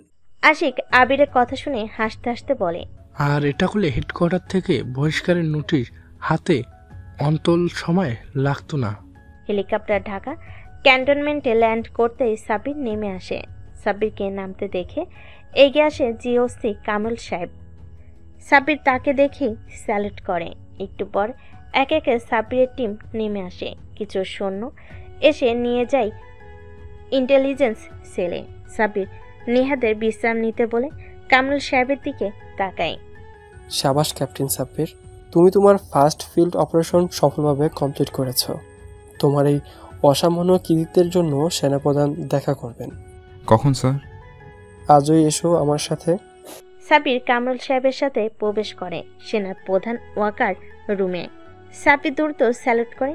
ওয়াকার মুচকি হেসে বলে, অভিনন্দন ক্যাপ্টেন সাব্বির, তোমার সাহসিকতায় আমরা গর্বিত। আশা করি তুমি এমন মিশন চালিয়ে যাবে। আমার সর্বোচ্চ দিয়ে চেষ্টা করব স্যার। স্যার, জীবিত লোকটাকে কি করব? ক্যাপ্টেন সাব্বির, তোমাকে ফুল পাওয়ার দেওয়া হচ্ছে। তুমি এই মুহূর্তে জীবিত বন্দীকে জিজ্ঞাসাবাদ করে রিপোর্ট জানাও। পেছনের লিডারকে আমরা চাই। Okay sir. সাব্বির স্যালুট করে বেরিয়ে সোজা চলে যায় ইন্টেলিজেন্স সেলে। ততক্ষণে আবির আশিক চলে এসেছে। সাব্বির মুচকি হাসে আর ইকবালের চুলের মুঠি চেপে ধরে বলে, তোর খুব সাহস তাই না? একদম সেনা ক্যাম্পে আক্রমণ করিস, কিছু নবীন সৈন্যকে নরম পেয়ে গরম দেখানো। এখন আমাদের সাথে খেলবি, খেলনা রে খেল। কথাটা বলার পরপরই সাব্বির টেবিল থেকে লোহার পাইপ তুলে নিয়ে নিজের সমস্ত শক্তি দিয়ে এলোপাতাড়ি পিটাতে শুরু করে ইকবালকে। সাব্বিরকে এমন ভয়ঙ্কর রেগে যেতে দেখে আবির আশিক দুজনেই ভয়ার্ত চেহারায় তাকিয়ে আছে। সাব্বির 20 মিনিট পিটিয়ে ইকবালের চামড়া তুলে ফেলেছে। অনেক জায়গা থেতলে গিয়েছে, হাতের পাইপ সম্পূর্ণ ভেঙে গিয়েছে। সাব্বির থামে, হাতে প্লাস তুলে নিয়ে ইকবালের খুব কাছাকাছি এগিয়ে যায়। হুঙ্কার ছেড়ে বলে, বল তোদের লিডারকে, কোথা থেকে আসতো এইসব চোরাচালান? বল কোথায় পেতি এসব? সাব্বিরের ভয়ঙ্কর রূপ দেখে ইকবাল প্রস্রাব করে ফেলে। থরথর করে কাঁপতে কাঁপতে বলে, ভাইরে, আমার তো দালাল, আসল মাথা কাশেম বাঘা ভাই। আমি তেমন কিছু জানি না, আমাকে মেরো না ভাই। সাব্বির মুচকি এসে প্লাস্টার দিয়ে ইকবালের দাঁত চেপে ধরে বলে, সবই চিনিস, শুধু বলছিস না।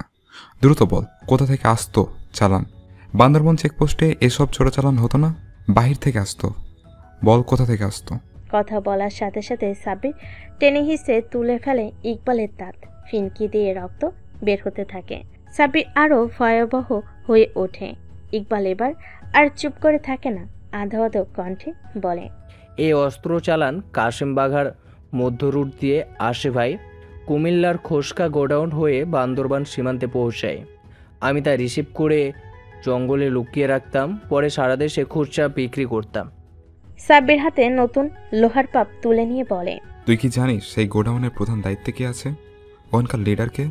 ইকবাল একবার সাব্বিরের ডান হাত দেখে লোহার পাইপ, আরেকবার বাম হাতে দেখে প্লাক্স। ভয়ে ঢোক গিলতে গিলতে বলে, কাশেম বাঘার ডানহাত মাঝার মোল্লা ওই গোডাউন সামলাই। আমি মাঝার মোল্লার নির্দেশে কাজ করতাম। তোদের এই কারবারে কি শুধু দেশি লোক জড়িত, নাকি বহিরাগত কেউ আছে? এটা আমি জানি না ভাই, আমাকে আর মেরো না। এগিয়ে আসে আবির। সাব্বিরকে ভয়ে ভয়ে বলে, স্যার ছেড়ে দিন, আমরা যা জানার জেনে গেছি, বাকিটা আমাদের গোয়েন্দা সংস্থা দেবে। এখন ওর ট্রিটমেন্ট দরকার। সাব্বির চেয়ে দেখে আসলেই ইকবালের পুরো শরীর থেকে রক্ত পড়ছে। হাত থেকে পাইপ আর প্লাস ফেলে দিয়ে বলে, ঠিক আছে, হসপিটালে নিয়ে যাও। আশিক, এসো আমার সাথে। বেরিয়ে যায় সাব্বির আর আশিক। আবির কিছুটা রাগী কণ্ঠে ইকবালকে ধমক দিয়ে বলে, শালা বললি তো বললি, এত মায়েরও খাইলি। স্যারকে তো চিনিস না, আজ না আটকালে তোর কি হতো আল্লাহ ভালো জানে। চল হসপিটালে। নিজের অফিসে চেয়ারে বসে সাব্বির আর নেহা আশিকের দিকে তাকায়। নেহা ল্যাপটপ হাতে বসে আছে, আশিক চুপচাপ মাথা নিচু করে বসে আছে। নেহা, তোমার কাজ কি বুঝতে পেরেছো? জি স্যার, মাঝার মোল্লার সব ডিটেলস বের করে দেওয়া আর তাদের গোডাউন কোথায় তার সম্পূর্ণ লোকেশন ট্র্যাক করে দেওয়া। হ্যাঁ, আমাদের কুমিল্লা খোকসা বাজারের সব সোর্সকে খবর দিতে বলো। রাতের মধ্যে সব জানতে চাই আমি। ওকে স্যার, আমি তবে আমার অফিসে যাই। এসো। নেহা চলে যেতে সাব্বির আশিককে বলে, আশিক, তুমি যাও, দুদিন পরিবারের সাথে কাটতে আসো। আরেকটি মিশনে যেতে হবে। Okay sir. আশিক চলে যায়। সাব্বির চোখটা বন্ধ করে ফেলে। শরীরটা ভীষণ ক্লান্ত। এখন একটা লম্বা ঘুমের প্রয়োজন। নরসিংদীর এক পুরনো মিল ফ্যাক্টরি, ছোট্ট একটা কক্ষ, টিপ টিপ করে জলে 25 ওয়াটের বাল্ব, ঘর জুড়ে সিগারেটের ধোঁয়া। ছোট একটা চেয়ারে জ্বলন্ত সিগারেট ঠোঁটে মাঝখানে নিয়ে বসে আছে কাশেম বাঘা। এমন সময় সেখানে প্রবেশ করে কাশেম বাঘার বাম হাত সামাদ। কাশেম বাঘা সিগারেটের লম্বা টান দিয়ে সামাদের দিকে ফিরতে সামাদ ভয়ে ভয়ে বলে, ভাই, কাল রাতে বান্দরবনের চালান শেষ। ফোর্সে হামলা করেছিল কাউকে, তুহিনকে হেডশুট করেছে, সেই সাথে আরও যত লোক ছিল সবাই দুটুকরো লাশ পাওয়া গিয়েছে। কাশেম বাঘা চোখ ছোট করে কিছুক্ষণ সামনের দিকে তাকিয়ে থেকে ঠান্ডা গলায় বলে, কে করেছে? বিজেপি? না ভাই, বিজিবির কোনো মুভমেন্টই ছিল না। সেখানে লোক আসে না আমাদের। তাছাড়া কারখানার সিসিটিভি অফ করে ঢুকেছে, মনে হয় সেনাবাহিনীর কেউ, কিন্তু ইউনিট ট্রেস হচ্ছে না। কাশেম বাঘা সিগারেটের শেষ টান দিয়ে ধোঁয়া ছাড়তে ছাড়তে বলে, যদি সেনা হয়েও থাকে তাহলে অনুমতি ছাড়া গেছে, মানে কেউ নিয়ম ভেঙে ফেলেছে। সামাদ বেশ কিছুক্ষণ কি একটা ভেবে চিন্তিত গলায় বলে, আমাদের লোক বলেছে ভাই, এক তরুণ অফিসার বিজিবি ক্যাম্পে গিয়ে লেফটেন্যান্ট কর্নেল ফারুক হোসেনের সাথে কথা বলেছে। আরও বড় খবর ভাই, ক্যাম্পে বিকেলে বহুবার হেলিকপ্টার ল্যান্ড করেছিল, মনে হচ্ছে সেনা এসেছিল। সেই সাথে স্নাইপারের রিভলভার দিয়ে শ্যুট করা হলেও একটাও মিস হয়নি।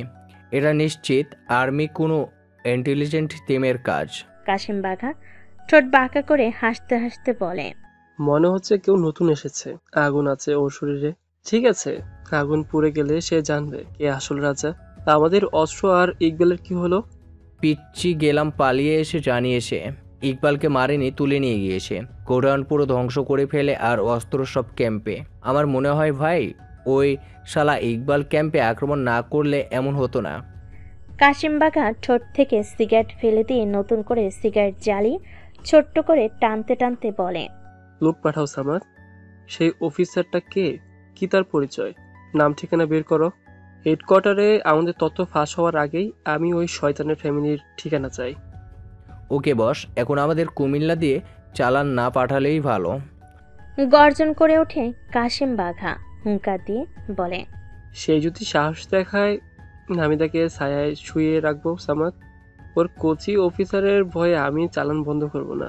আরেকটা চালান যাবে কুমিল্লা দিয়ে, মাজার মোল্লাকে বলে দেবে এবার যেন এক কণা ভারতও না হারায়। যদি হারিয়ে যায় আমি নিজে গিয়ে মাজারের গলা কেটে নেব। সামাদ কাশেম বাগার হুমকিতে ভয় পেয়ে যায়। দ্রুত সেখান থেকে বেরিয়ে কাজে লেগে পড়ে। এদিকে চেয়ারে নিজের ক্লান্ত শরীর এগিয়ে দেওয়ার পর কখন যে ঘুমিয়ে গিয়েছিল সাব্বির নিজেও জানে না। গভীর ঘুমের মাঝে কারোর কথা বলার শব্দে ধীরে ধীরে চোখ মেলে তাকায় সাব্বির। দেখে নেহা আর রায়হান বসে আছে। সাব্বির সোজা হয়ে বসে বাম হাত দিয়ে নিজের মুখ আর চোখে একটা ডলা দিয়ে বলে, সরি, একটু ঘুমিয়ে পড়েছিলাম। তোমরা কখন এসেছো? অনেক আগে এসেছি স্যার, এসে দেখি আপনি ঘুমে, তাই আর ডাকিনি। হ্যাঁ, শরীর একটু খারাপ। তা বলো নেহা, পেলে কিছু? শুধু পাইনি স্যার, একেবারে নারীর খবর বের করতে পেরেছি। তাই নাকি? ঝটপট বলে ফেলো। খোকসা কুমিল্লা বাজার থেকে 5 কিমি দূরে পুরানো আর পরিত্যক্ত একটা কন্টেইনার ইয়ার্ডে মাঝহাব মোল্লার ঘাঁটি। আর আর মজার ব্যাপার হলো স্যার, এই মাঝার মোল্লা র্যাবের সাবেক সদস্য। এই মাঝারের ডান হাত হলো মাকসুদ, সেই সাথে ওই এলাকার একজন চোরা কারবারির করা নেতা রাশেদ। এই আবার স্নাইপার সাথে র্যাবের সদস্যও ছিল। এখন এসব চোরা চালানোর সাথে জড়িত। এদের এমন কোনো অপকর্ম নেই যা করে না। তাহলে আমাদের পরবর্তী লক্ষ্য হলো কুমিল্লা খোকসা বাজার, তাই তো? জি স্যার। সাব্বির রায়হানের দিকে ফিরে তাকায়। রায়হান বড় বড় চোখ করে তাকিয়েছিল ওর দিকেই। রায়হান, তুমি এই মুহূর্তে চলে যাও খোকসা বাজারে। আর সেখানে গিয়ে কি করবে আশা করি বলে দিতে হবে না। রায়হান হাসতে হাসতে বলে, এতদিন বলে দিতে হয়নি স্যার, আশা করি এবারও বলতে হবে না। আমি এক্ষুনি সেখানে চলে যাচ্ছি। এসে রায়হান বেরিয়ে যায়। সাব্বির নেহার দিকে তাকিয়ে ইতস্তত ভঙ্গিতে বলে, নেহা, একটা কথা বলবো। জি স্যার, বলুন। আমার কার্ডটা একবার দেখো তো, ক্ষতটা শুকিয়ে গিয়েছে নাকি আরো কাঁচা হয়ে গিয়েছে? নেহা উঠে গিয়ে দ্রুত সতর্কভাবে সাব্বিরের ক্ষতটা দেখে বলে, স্যার, ক্ষতটা শুকিয়ে গিয়েছিল, তবে মনে হচ্ছে কিছুর আঘাতে আবার রক্ত বের হচ্ছে। নতুন ড্রেসিং প্রয়োজন। ওকে নেহা, তুমি তাহলে এসো, আমি সিএমএইচে ড্রেসিং করে আনি। নেহা বেরিয়ে যেতে সাব্বিরও বের হয়। সিএইচএম এ ডাক্তার আহমেদের চেম্বারে বেডে শুয়ে আছে সাব্বির। ডাক্তার আহমেদ খুব সাবধানে নতুন করে ড্রেসিং করে দিতে দিতে বলে, কতবার বললাম একটু সাবধানে থেকো, একটু শুকিয়ে যা। কথা তো কানেই তুল না। বলি বড় কোনো ইনফেকশন হয়ে গেলে আর্মিতে আর থাকতেই পারবে না। মিশনে গিয়ে এসবের কথা মাথায় থাকে না আঙ্কেল, আপনি শুধু শুধু চিন্তা করেন। ডাক্তার আহমেদ দীর্ঘশ্বাস ফেলে বলে, বাবার মতোই হয়েছিস। যাই হোক, ড্রেসিং হয়ে গিয়েছে। আমি জিওসিকে আদেশ দিব যেন তোকে ফিজিওর সাথে সাইকোলজিস্টের আন্ডারে ফাটিয়ে রিপোর্ট করায়। আচ্ছা কইরো, এখন আসি, বাসায় যেতে হবে। সাব্বির সিএমএইচ থেকে বের হয়ে গাড়িতে উঠে বসে। এমন সময় আবিরকে দৌড়ে আসতে দেখে সাব্বির গাড়ির কাছ নামিয়ে তাকাই ওর দিকে। আবির সাব্বিরের পাশে এসে মিনিটখানেক দম নিয়ে বলে, স্যার, ইকবাল তো আর নেই। বেচারা আপনার মায়ের সহ্য করতে পারেনি। তাছাড়া অতিরিক্ত রক্ত পড়ে যাওয়াই শেষ। তাতে কি হয়েছে? আমরা আমাদের তথ্য পেয়ে গেছি। দেশের একটা শত্রু চলে গেলে কোনো সমস্যা হবার কথা নয়। তুমি যাও, ক্যাম্পে বিশ্রাম নাও, নতুন মিশনে বের হবো। Okay sir. আবির চলে যায়। সাব্বিরও দ্রুত গাড়ি নিয়ে বাসায় আসতে দারুণ দরজা খুলে দেয়। সাব্বির গাড়ি পার্কিং করে নামতে দরজা খুলে বেরিয়ে আসেন নাজিয়া চৌধুরী। সাব্বির আম্মুকে দেখে মুচকি হেসে এগিয়ে যায়। নাজিয়া চৌধুরী ছেলেকে 3 দিন পর দেখে খুশিতে জড়িয়ে ধরে কপালে একের পর এক চুমু খেতে খেতে বলে, আমার বাপজান ফিরে আসছে, আমার মানিক। হয়েছে আম্মু, চলো ভেতরে যাই, ক্ষুধা পেয়েছে। নাজিয়া চৌধুরী ছেলেকে নিয়ে ভিতরে চলে যায়। এদিকে ক্যান্টনমেন্টে নেহা, আবির আর মাহিন বসে আছে। 3 জনই নিশ্চুপ। এমন সময় নেহা বলে, আমাদের মিশন কুমিল্লাতে, তোরা প্রস্তুত হয়ে নে। আবির খানিকটা অন্যমনস্ক ভঙ্গিতে বলে, থাম তো নেহা, খালি মিশন আর মিশন। আজকে আমি পুরো অবাক, বুঝলি? আমাদের ক্যাপ্টেন রাগলি এতটা ভয়ঙ্কর হয় ভাবতেই শরীর শিউরে উঠছে আমার। এটা হয়তো স্বাভাবিক। স্যারের বয়স মাত্র 25। এই বয়সে তিনি আমাদের ক্যাপ্টেন, একটা কোম্পানি কমান্ডারকে লিড দেন। অবশ্যই তার মধ্যে বিশেষ কিছু আছে বলেই তিনি সফল। তুই ঠিক বলছিস। আচ্ছা, আশিককে দেখছি না যে? আমিও তো রায়হানকে খুঁজে পাচ্ছি না। বেচারা আবার গেল কই? রায়হান কুমিল্লা চলে গিয়েছে। আর আশিক ওর বাসায় গিয়েছে 2 দিনের জন্য। চল আমরা নিজেদের কোয়ার্টারে ফিরে যাই, অনেক ঘুম পেয়েছে। ঠিক বলেছিস, গুড নাইট। কথাটা বলে যে যার কোয়ার্টারে চলে যায়। সাব্বির মায়ের হাতে রান্না ভরপেট খেয়ে সোফায় ওর বাবা সাইম চৌধুরীর পাশে বসে। স্যাম চৌধুরী মোবাইলটা রেখে গম্ভীর কণ্ঠে বলে, মিশনে গিয়েছিলে নাকি মানুষকে দু টুকরো করতে? মিশনে গিয়েছিলাম শত্রুকে ধ্বংস করতে। সে আমিও জানি, কিন্তু অতটা ভয়ঙ্কর হওয়া উচিত নয়। ভালো ক্যাপ্টেনের গুণ এমন নয়, সংযত হতে হবে। যুদ্ধের ময়দানে শত্রুকে করুণা করে আহত করে ফেলে রাখলে আমি তাকে ছেড়ে দিলেও সে পিছন থেকে ছুরি মারতে ভুলবে না। তাই যুদ্ধক্ষেত্রে আমি একটা নীতি অনুসরণ করি, হয় মারো নয়তো মরো। স্যাম চৌধুরী ছেলের এমন স্পষ্ট ভাষিতায় বেশ সন্তুষ্ট হন, তবে তার ছেলেকে বুঝতে না দিয়েই বলেন, ভালো। তা পোস্টিং হলো বুঝি ঢাকায়? না, এখনো ও বিষয়ে কথা হয়ে ওঠেনি। মিশনে কেবল প্রথম পর্যায়টা, আরেকটা মিশন আছে, তারপর হয়তো উঠবে। দেখবো কেমন তুমি মেজর জেনারেল হয়েও 30 বছরের আগেই। সাব্বির মুচকি হেসে বলে, এই তো বাবা, আমার চ্যালেঞ্জ করলে তুমি হয়তো জানো না, আমার কেউ চ্যালেঞ্জ করলে আমি তো সম্পূর্ণ করার জন্য উঠে পড়ে লাগি। এবারও আমি জিতবো, আর তারপরেই তোমার সামনে আসবো। স্যাম চৌধুরী মজা করে বলেন, তাহলে এতদিন বুঝে মেয়েদের মতো মুখে ঘোমটা দিয়ে চলবে? বাবার রসিকতায় হেসে ফেলে সাব্বির। স্যাম চৌধুরীও হাসেন। বাবা ছেলের হাসি দেখে কিচেনের দরজার আড়াল থেকে নাজিয়া চৌধুরীও হাসেন। দেখতে দেখতে 2 দিন পার হয়ে গিয়েছে। সাব্বির ফিরে যায় ক্যান্টনমেন্টে। সাব্বির আসার খবর পাওয়া মাত্রই ডেকে পাঠান সেনাপ্রধান ওয়াকার। মুখোমুখি বসে আছে সেনাপ্রধান ওয়াকার, পাশে জিওসি কামরুল সাহেব। জেনারেল ওয়াকার কিছুটা গম্ভীর মুখে বলেন, ক্যাপ্টেন সাব্বির, নিজের রাগকে কন্ট্রোল করতে শিখো। এভাবে পিটিয়ে কাউকে মেরে ফেলা উচিত নয় তোমার মতো অফিসারের। স্যার, সত্যি বের করতে হলে ভয়ঙ্কর হতে হবে। আর আমার যা জানার জেনে নিয়েছি। এ তোর বেঁচে থাকা বা না থাকার কথাই তো আসে না। সেনাপ্রধান জিওসি কামরুল সাহেবের দিকে তাকিয়ে বলেন, কামরুল সাহেব, ক্যাপ্টেনকে পরবর্তী মিশনের জন্য প্রস্তুত করুন। ক্যাপ্টেন, গতকাল রাতে কুমিল্লা খোকসা দিয়ে একটা চোরাচালান পার হয়ে গিয়েছে। সেখানে বাড়ি অস্ত্রসহ বেশ কিছু ভারী বোমা ছিল। পুলিশ আটকাতে পারেনি, ওদের হাত পা বেঁধে পালিয়ে গিয়েছে।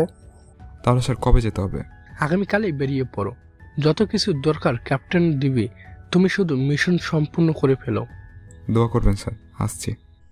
সাব্বির ওয়াকারের রুম থেকে বের হয়ে ফোন করে রায়হানকে। 2-3 বার রিং হওয়ার পরও ফোন না ধরে সাব্বিরের রাগ ওঠে। 4র্থবার ফোন করতে যাবে অমনি রায়হানের নাম্বার থেকে কল আসে। সাব্বির দ্রুত রিসিভ করতেই ওপাশ থেকে রায়হানের সতর্ক কণ্ঠ ভেসে আসে, সরি স্যার, দেরিতে ফোন রিসিভ করার জন্য। সমস্যা নেই, গতকাল খোকসা দিয়ে চোরাচালান পার হয়েছে, অথচ আমায় বলেনি কেন রায়হান? স্যার, আমি সব দেখেও আপনাকে জানাইনি বা তাদের বাধা দিইনি। ওদের মেন গাটি খুঁজে পেতেই চুপ ছিলাম। আমি এখনও ওদের গাটির পাশেই একটা বাড়িতে আছি, সব নজর রাখছি। কেমন অবস্থা ওখানে? ভয়ঙ্কর স্যার, 30 জনের মতো পাহারাদার, সবার হাতে সাব মেশিন গান, সবগুলো বিদেশি। বলো কি রায়হান? সঠিক বলছি স্যার, মনে হচ্ছে আজকালই মিশন চালাতে হবে, নয়তো এরা বেরিয়ে যাবে দেশ থেকে। আসছি আমি, সাবধানে থেকো, আর নেহার সাথে সম্পূর্ণ যোগাযোগ রেখো। ফোনটা কেটে দিয়ে সাব্বির দৌড়ে যায় নিজের অফিস রুমে। আবির আশিক মাহিনকে রেডি হতে বলে নিজের M10 রিভলভারের 40 ম্যাগাজিন জুতোর মধ্যে ঢুকিয়ে নেয়, সাথে লেজার বিম পায়ের মোজার মধ্যে নিয়ে তাকায় নেহার দিকে আর বলে, নেহা, তুমি এখানেই থাকো। এখান থেকে সব নজরবন্দি করবে। আবির, তোমার ড্রোন কত দূর যেতে পারে? এখান থেকে রায়হানের লোকেশন যত দূর তার চেয়েও দ্বিগুণ যেতে পারে স্যার। তাহলে এক্ষুনি তুমি তা আকাশে উড়িয়ে দাও। নেহা কন্ট্রোল করবে। আর ল্যাপটপটা সঙ্গে নিও। আমার মনে হয় ওখানে সিসিটিভি ক্যামেরা থাকবে, যা হ্যাক করতে হবে। স্যার রেডি, চলুন বেরিয়ে পড়ি। তীর বেগে গাড়ি ছুটে চলেছে। মিটারে স্পিডের কাটা 90 ছুঁই ছুঁই। সাব্বির এক মনে গাড়ি চালাতে চালাতে বলে, আশিক, আজ তোমার আরেকটা পরীক্ষা। ভেতরে ঢুকবো আমি, আর ইশারা না করা পর্যন্ত গুলি করবে না। আবির, তুমিও ফিল্ডে থাকবে। মাহিনকে সব রকম সাহায্য করতে হবে তোমার। আমি প্রস্তুত স্যার। রাত 11টা। সিভিল গাড়িটা পূর্ণ কন্টেনার ঘাঁটি থেকে 10 মিলিমিটার দূরে রায়হানের বলা বাড়ির সামনে আসতেই রায়হান দরজা খুলে দেয়। সাব্বির দ্রুত বাসার ভেতরে ঢুকতেই রায়হান বলে ওঠে, স্যার, কাঠিটা বেশ কঠিন। সবগুলো লেগ যা বাড়ি অস্ত্র নিয়ে আসছে। সাব্বির হালকা হেসে বলে, তাতে কি, আমি তো আছি। দেখি, দেখাও তো ঘাটিটা। রায়হান সাদে নিয়ে গিয়ে দেখায় ঘাঁটিটা। মাঝারি আকারের একটা গুদাম ঘর। সাব্বির আশিকের দিকে তাকায়। দ্রুত আশিক ব্যাগ থেকে স্নেপার রিভলভার বের করে জোড়া লাগাতে শুরু করে। পাশে দাঁড়িয়ে আবির আর মাহিন সাহায্য করতে থাকে। ভেতরে ঢুকতে হলে স্যার খুব সহজ রাস্তা হলো ওদের সামনে ক্লোরোফর্ম মেশানো গ্যাস বুম ফেলতে হবে, সাথে মাহিনের তৈরি স্পেশাল স্মোক বোম। কতজন ভেতরে আছে বলে অনুমান করছো রায়হান? সামনে পাহারা দিচ্ছে 30 জন, আর ভিতরে ঢুকতে দেখছি 2 জনকে। সম্ভবত ওরাই নেতা গোছের লোক। তাহলে বাহিরের সবগুলোকে শুইয়ে দিয়ে দেই, মিশন আমাদের হাতের মুঠোয়।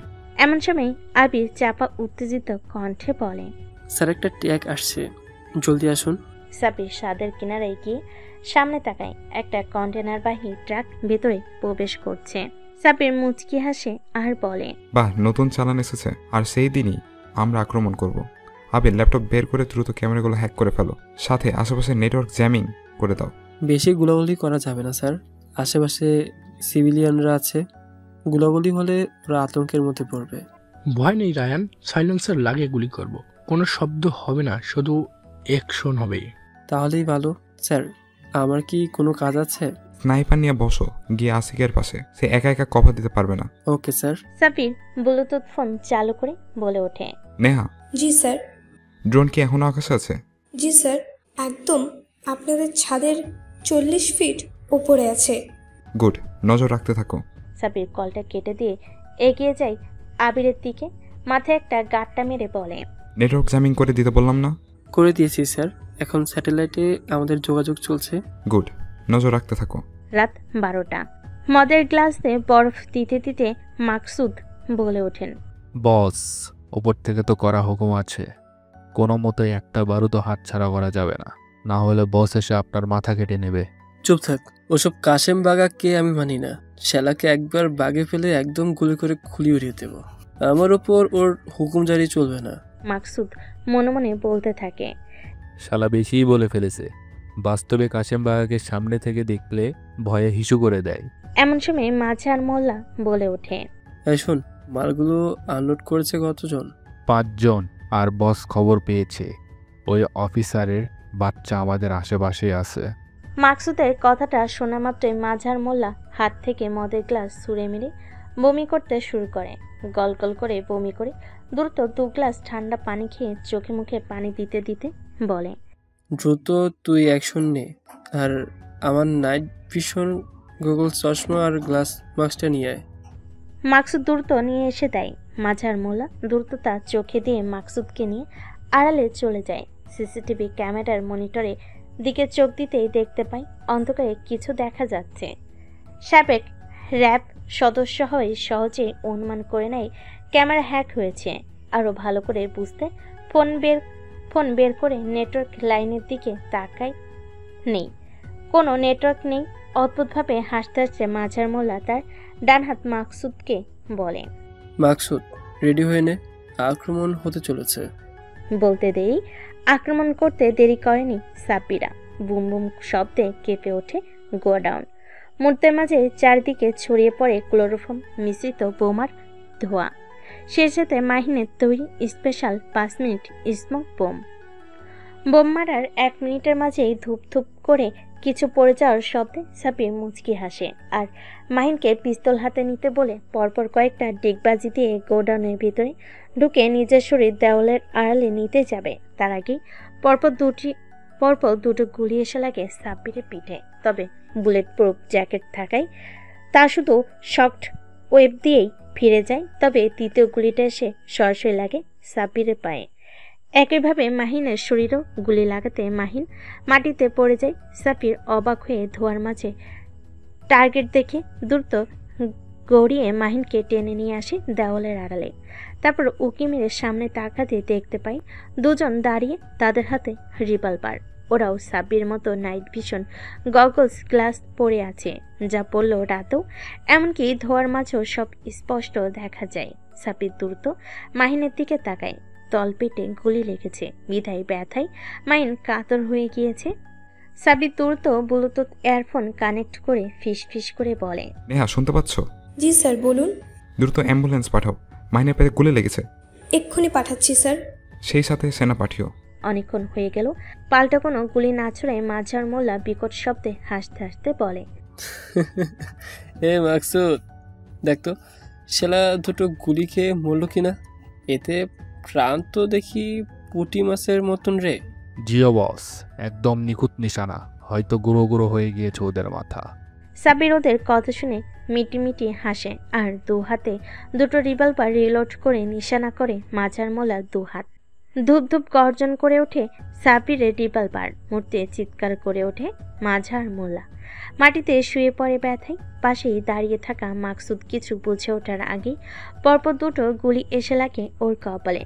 ঠাস করে দুটো শব্দ হয়। নিমিষেই ওর মাথা এফর ওপর হয়ে মাটিতে লুটিয়ে পড়ে। সাব্বির দ্রুত গিয়ে ঝাঁপিয়ে পড়ে মাঝার মোল্লার উপর। নিজের সমস্ত শক্তি দিয়ে মাঝারকে মারতে মারতে ক্লান্ত হয়ে দুহাতে হ্যান্ডকাপ পরিয়ে দ্রুত ফোনে বলে, আবির, আশিক, দ্রুত এসো, গুলি লেগে আমাদের। কথাটা বলে দ্রুত এগিয়ে গিয়ে মাহিনের হার্টবিট চেক করে। এখনো চলছে। সাব্বির ডাকতে থাকে, মাহিন, এই মাহিন, মাহিন। মাহিন কাতর কণ্ঠে বলে ওঠে, জি স্যার। আমাকে ক্ষমা করো মাহিন, তোমাকে কোলে তুলে ছুটতে পারছি না, আমার পায়ে গুলি লেগেছে। এমন কথা বলবেন না স্যার, আমি ভালো আছি। ততক্ষণে ছুটে এসেছে আবির, আশিক আর রায়হান। আবির আশিককে কোলে তুলে নেয় মাহিনকে, আবির আশিক কোলে তুলে নেয় মাহিনকে, আর রায়হান সাব্বিরকে কোলে তুলে বের হয়ে যাবে।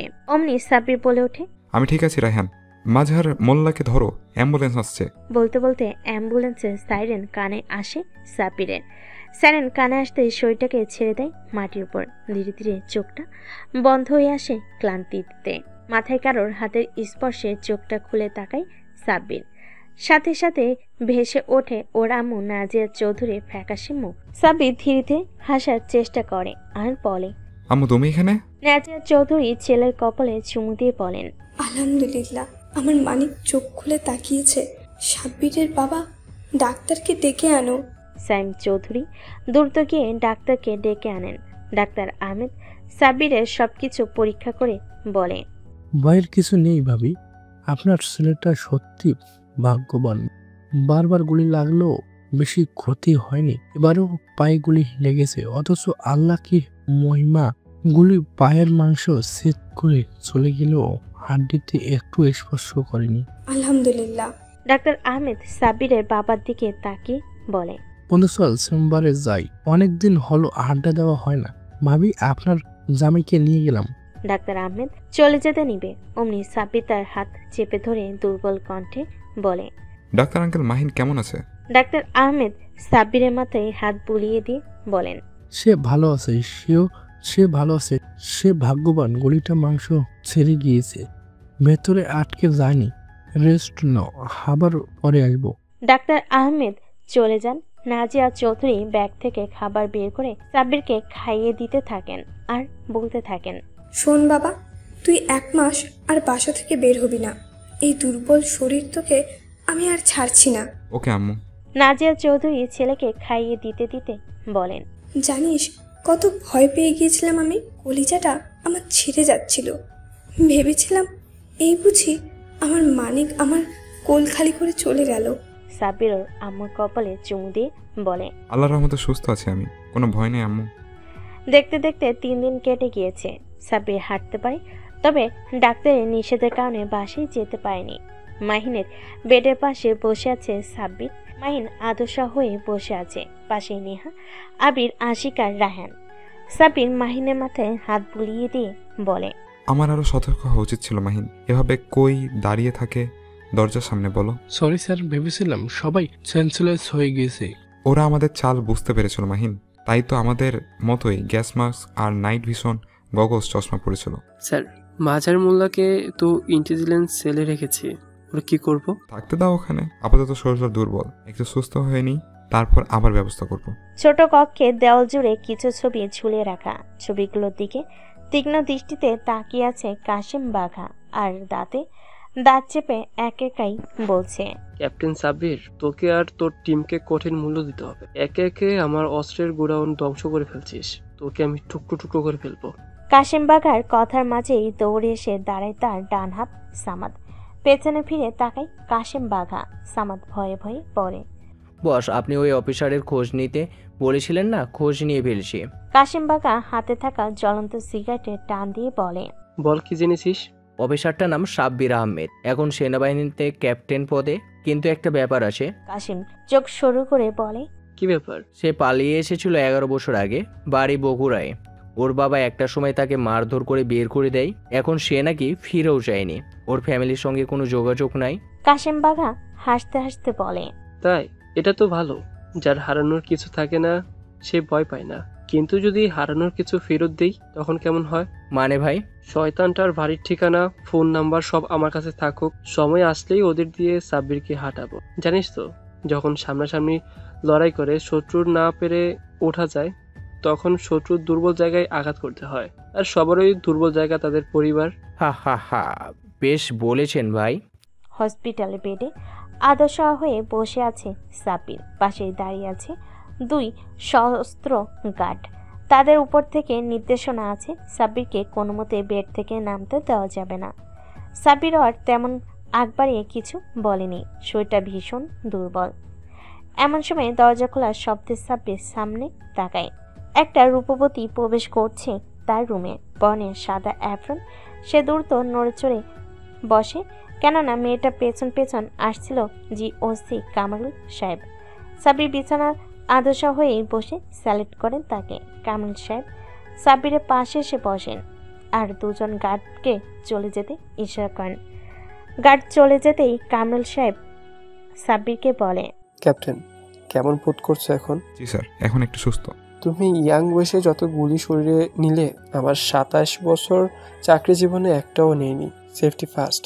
জি স্যার। এমন সময় সাব্বির পাশে দাঁড়িয়ে থাকা মেয়ের দিকে ভালো করে তাকিয়ে চমকে ওঠে। একই দেখছে সে।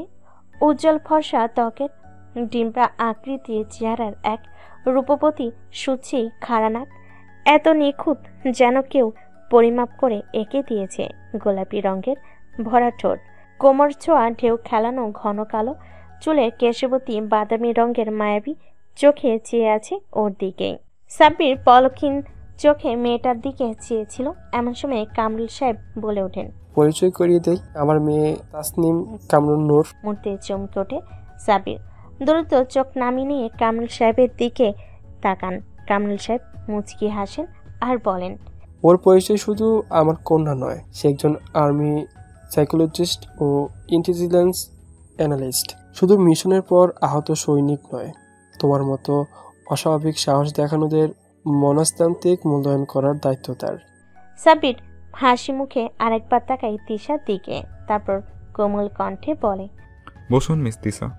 তিশা চেয়ার টেনে বসে। সাব্বির চোখ নামিয়ে রাখে, তবু কেন যেন বারবার চোরা চোখে দেখতে ইচ্ছে করে ওর। নিজেকে ধিক্কা দেয়, মনকে শক্ত করে কামরুল সাহেবকে বলে, স্যার, আমি এখন মোটামুটি সুস্থ। তা আমি জানি না ক্যাপ্টেন, ডক্টর আহমেদ সাহেব এর হুকুম, সেই সাথে তোমার বাবা আমার বন্ধু সাইম চৌধুরীর আদেশ, তোমার রিপোর্ট বের করতেই হবে। তাহলে আর কি করার? কিছু করার নেই, সামনেই আছে আরেকটা ভয়াবহ মিশন, তার আগে তোমাকে সম্পূর্ণ ফিট হতে হবে। মামুনি, তুমি তোমার কাজ করো, আমি আসছি। ওকে বাবা। মাত্র দুটো শব্দ সাব্বিরের কানে আসতেই চমকে ওঠে। এত মায়াবী কোমল কণ্ঠ সে আগে শোনেনি। বিস্ময়কর চাহনিতে তিশার দিকে তাকায়। তিশারেপের বেশ খানিকটা রাগি চোখে সাব্বিরের দিকে তাকিয়ে ধমকের সুরে বলে, তোমার রিপোর্ট নেব, ইঞ্জেকশন দেব না। এভাবে চেয়ে থাকার কোনো মানেই নেই। সাব্বির দমে যায় ধমক খেয়ে, চোখটা নামিয়ে নিয়ে বলে, ইঞ্জেকশনকে আমি ভয় পাই না, পেলে গুলি নিয়ে খেলতাম না। তোমাকে দেখার খুব ইচ্ছে ছিল জনাব, আজ সরাসরি দেখে অবাক হচ্ছি। কেন মিস? তোমার মতো এত নরম আর কোমল কণ্ঠের একটা বাচ্চা স্বভাবের পুরুষ কিভাবে এত ভয়ঙ্কর মিশন কমপ্লিট করলো? সাব্বির মুচকি হেসে বলে, সবই মনের জোর আর সাহসিকতা। আমিও অবাক হচ্ছি, আপনার মতো একজন মেয়ের দেখা আমার বাবা মা কেন পেল না।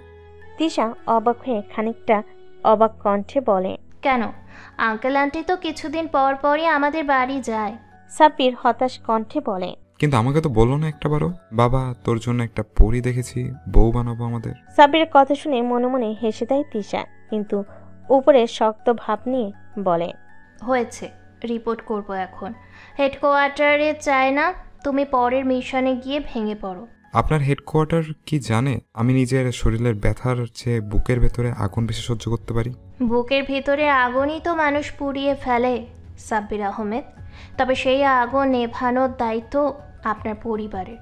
শরীরে সবুজ রঙের পোশাক পরিয়ে দেশকে আগুন থেকে রক্ষা করার দায়িত্ব নিয়েছেন, তাই মনেরটা ভুলে যান। সাব্বির আরেক পলক তিশার দিকে তাকায়। মেয়েটা আসলেই অত্যন্ত কোমল, এতটা কোমল যে ছুঁয়ে দিতে ইচ্ছে করে। তিশা নিজেও আর চোখে সাব্বিরকে দেখতে থাকে আর মনে মনে ভাবতে থাকে, বোকা ছেলে, তোমার সাথে আমার বিয়ে বাবা আর আঙ্কেল অনেক আগে ঠিক করে রেখেছেন।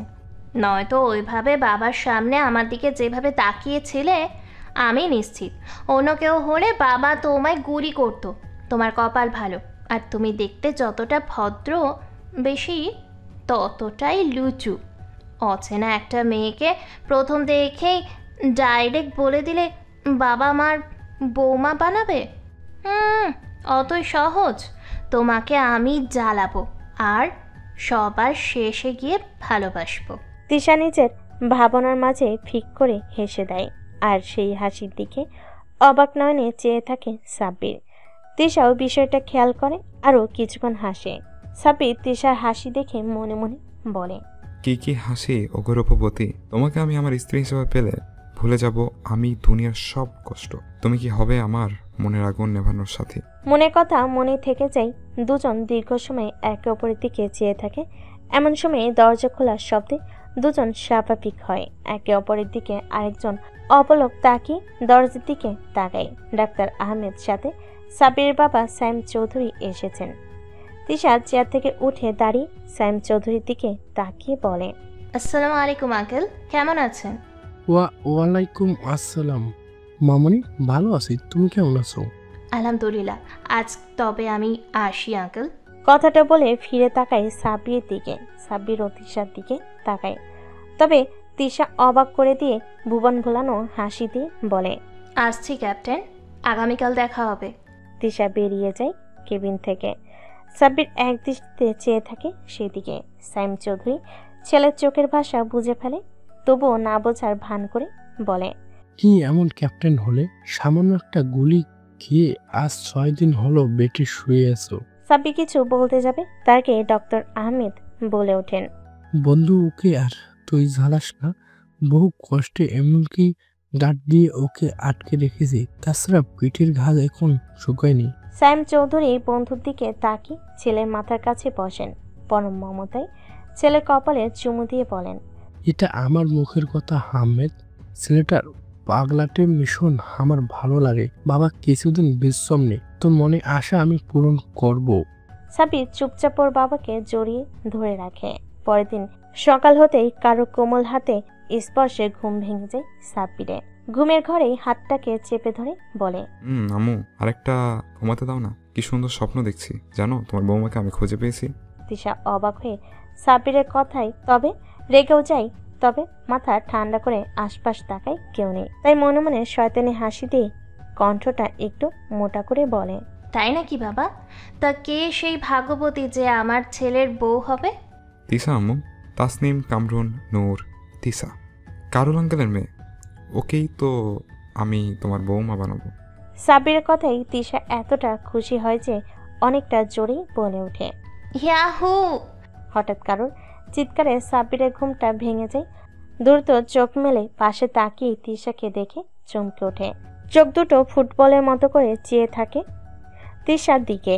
তিশা সাব্বিরকে আরেকটু চমকে দিতে চোখের ইশারায় নিজের হাতের দিকে তাকাতে তাকাতে বলে। সাব্বির নিজের হাতের দিকে তাকাতে চিৎকার করে ওঠে, কারণ তিশার হাতকে সে ওর আমর হাত ভেবে জড়িয়ে ধরেছিল। দ্রুত তিশার হাত ছেড়ে দিয়ে কাঁপা কাঁপা কণ্ঠে বলে, মিস সরি, আসলে ঘুমের ঘোরে এমন একটা হয়ে গিয়েছি, প্লিজ আপনার বাবাকে বলবেন না। তিশা হেয়ালি করে বলে। যদি বলি? সাব্বির জমে যায় ভয়ে। বলে নির্ঘাত চাকরি খেয়ে দিবে, ওর স্বপ্নের চাকরি।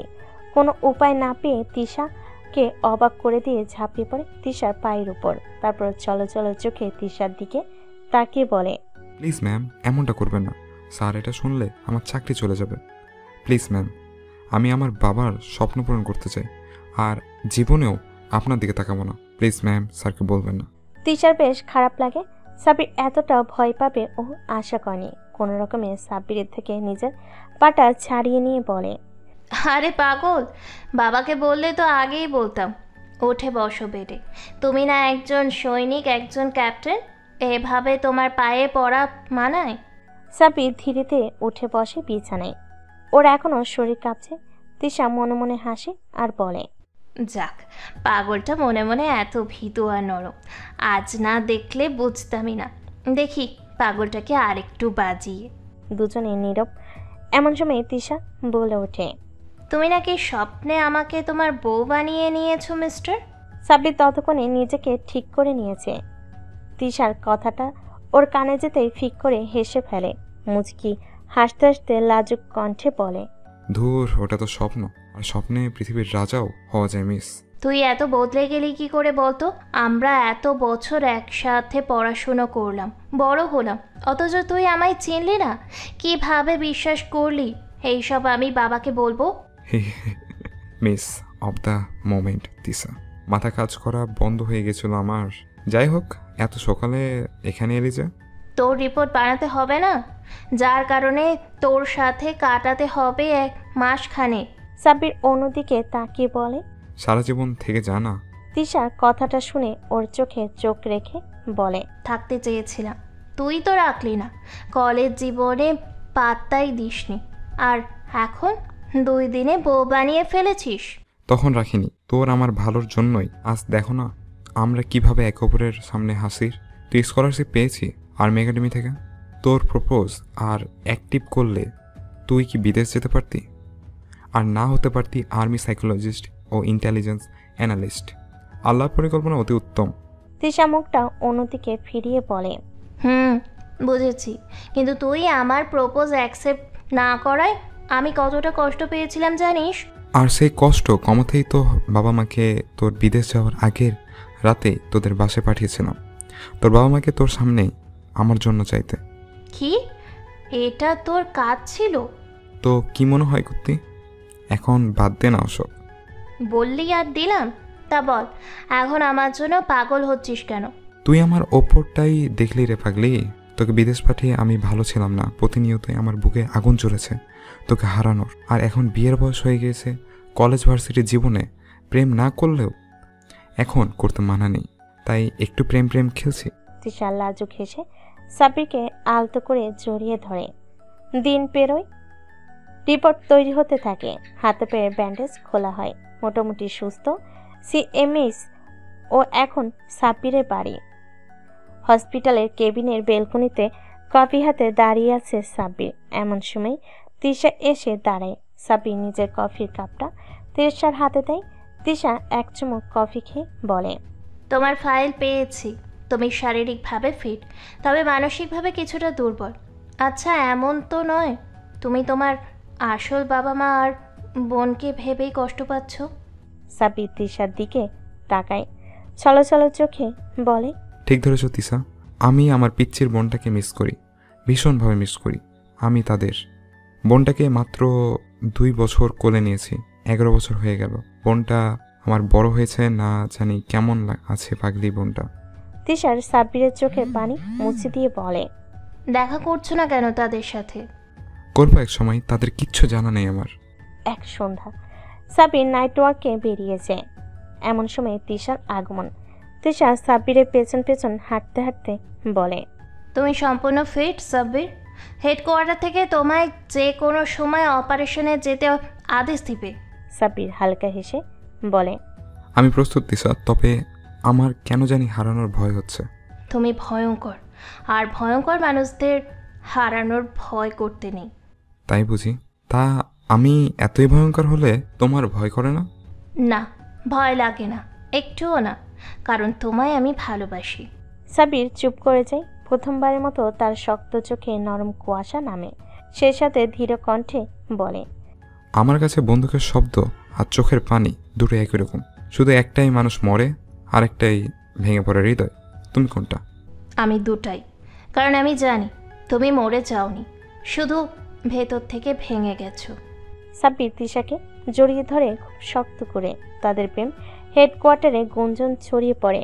জিওসি কামরুল সাহেব তার পরপরই এক বিকেলে সাব্বিরকে ডেকে আনেন। সামনাসামনি বসে আছেন তারা দুজন। নিরাপত্তা ভেঙে জিওসি সাহেব বলে ওঠেন, তুমি আমার মেয়ের ভাবনায় ঢুকছ সাব্বির, কিন্তু তুমি জানো না তুমি নিজের জীবনের ভবিষ্যৎ শেষ করে ফেলেছ। স্যার, আপনার মেয়ে একমাত্র মানুষ যে আমার ভাঙা আত্মাকে চিনতে পেরেছে। আমি যদি দেশের জন্য মরে যাই, অন্তত কেউ জানবে আমি কি ছিলাম। তুমি যদি একবারও ওর চোখে পানি আনো, ওকে কাঁদাও, সত্যি বলছি আমি তোমার সব বেশ কেড়ে নেব সাব্বির। কথাটা বলে কামরুল সাহেব হনহনিয়ে চলে যান। আর সাব্বির মুচকি হেসে চলে যায় নিজের অফিসে। মুখোমুখি বসে আছে সাব্বির, আশিক, মাহিন, রায়হান আর নেহা। সাব্বির সবার দিকে তাকিয়ে বলে, 1.5 মাস কেমন ছুটি কাটালেন সবাই? আলহামদুলিল্লাহ স্যার, অনেক ভালো। এই প্রথম এত দীর্ঘ ছুটি পেয়েছিলাম। তাহলে এখন মিশনে ফেরা যাক। চল আবির আর আসি, মাঝার মোল্লার খবর নিয়ে আসি। আবির আশিকের দিকে তাকিয়ে বলে, চল আজকে দেখবি আমাদের ক্যাপ্টেন কি জিনিস। মুখোমুখি দাঁড়িয়ে আছে সাব্বির আর মাঝার মোল্লা। সাব্বির শান্ত কণ্ঠে বলে, তাহলে তুই সেই মাঝার মোল্লা যার কারণে আমাকে 1.5 মাস হসপিটালে থাকতে হয়েছে? মাঝার মোল্লা রাগে গর্জন করে বলে, তোর কপাল ভালো, গুলিটা মিস হয়ে গিয়েছিল। তবে তোর মরণ খুব নিকটে, কারণ তুই কাশেম বাগার ডান হাতে আঘাত করছিস, সে তোকে ছাড়বে না। সাব্বির মাঝারের কথা শুনে মুচকি হাসে। হাসতে হাসতে হঠাৎ করে রক্তবর্ণ চোখে তাকিয়ে হাতে তুলে নেয় লোহার পাইপ। মাঝার এতক্ষণ তেজ দেখালো সাব্বিরের রক্তবর্ণ চোখে চোখ পড়তে কেঁপে ওঠে ওর সিদ্ধারা। সাব্বির হো হো করে হাসতে হাসতে বলে ওঠে, হা হা হা, তোর বসকে আমি খুঁজেছি রে পাগলা, তাকে আমি খুঁজেছি। কথাটা বলার পরপরই সাব্বিরের শরীরের সমস্ত শক্তিতে পেটাতে শুরু করে মাঝারকে। প্রতিটা আঘাতে মাঝারের শরীরের চামড়া ফেটে যেতে থাকে। সাব্বির পিটাতে পিটাতে ডাবল গর্জন করে বলে, তোর বস কোথায় আছে বল? মাজার মোল্লা নিস্তেজ শরীরে বলে, নরসিংদীর পুরনো এক ডিপোতে আছে। ওটাই ছিল ওর শেষ কথা। তারপরই বেরিয়ে যায় ওর প্রাণ ভোমরা। সাব্বির এগিয়ে গিয়ে টেবিল থেকে ফোনটা তুলে নেয়। কল লিস্ট চেক করতেই ভেসে ওঠে একটা নাম, সাব্বির। বস। সাব্বির নাম্বারটাই কল করতেই ওপাশ থেকে ভেসে আসে হাসির শব্দ। আমি জানতাম ক্যাপ্টেন তুই ফোন করবি, আর তাই তো আমি অপেক্ষায় ছিলাম। এবার তোর পালা। পিচ্ছি ক্যাপ্টেন, তুমি তো কথা বোঝো না, নতুন নতুন সারপ্রাইজ পেয়ে যাবে আজ রাতে। ফোনটা কেটে যায়। সাব্বির মোবাইলটা আবির হাতে দিয়ে বলে, ফোন চেক করো আবির, ওর লোকেশনে আমাদের জানতেই হবে। আর আসিক, এটাকে নিয়ে যাও, পরিষ্কার করে ফেলো আশপাশ। সাব্বির বেরিয়ে যায়। আশিক আর আবির তখন ঘরের মধ্যে। তারা ভাবতেই পারছে না হঠাৎ কি থেকে কি হয়ে গেল। শুরুতেই নরম, তার চোখের পলক ফেলতেই আগুনের মতো গরম, আর সে হলো গরমে ঝাঁঝরা হয়ে গিয়েছে শত্রুর দেহ। মাঝরাত তিশার সাথে গল্প করে ফোনটা কেটে দেয় সাব্বির। ইদানিং তিশা খুব জেদি হয়ে গিয়েছে, বুঝতেই চায় না সাব্বিরকে। সে আছে শুধু বিয়ে নেই, তবে সাব্বিরের ভাবনা মাঝে অন্য কিছু। মোবাইলটা বিছানার উপর রেখে শরীরটা এলে দিতেই যাবে। বিছানায় অমনি ওর ফোনে কল আসে। অপরিচিত নাম্বারটা এক পলক দেখে কল কেটে দিতে নিবে, অমনি ওর মস্তিষ্কে চাপ পড়ে। চোখের সামনে জল করে ভেসে ওঠে একটা স্মৃতি, যে নাম্বারটা ছোটবেলায় ছিল ওর মুখস্থ। এত বছর পর সেই নাম্বারটাই ভেসে উঠেছে ফোনের স্ক্রিনে। হ্যাঁ, নাম্বারটা সাব্বিরের মায়ের। কাঁপা কাঁপা হাতে সাব্বির কলটা রিসিভ করতেই একটা কণ্ঠ ভেসে আসে। বাবা, মা বলছি।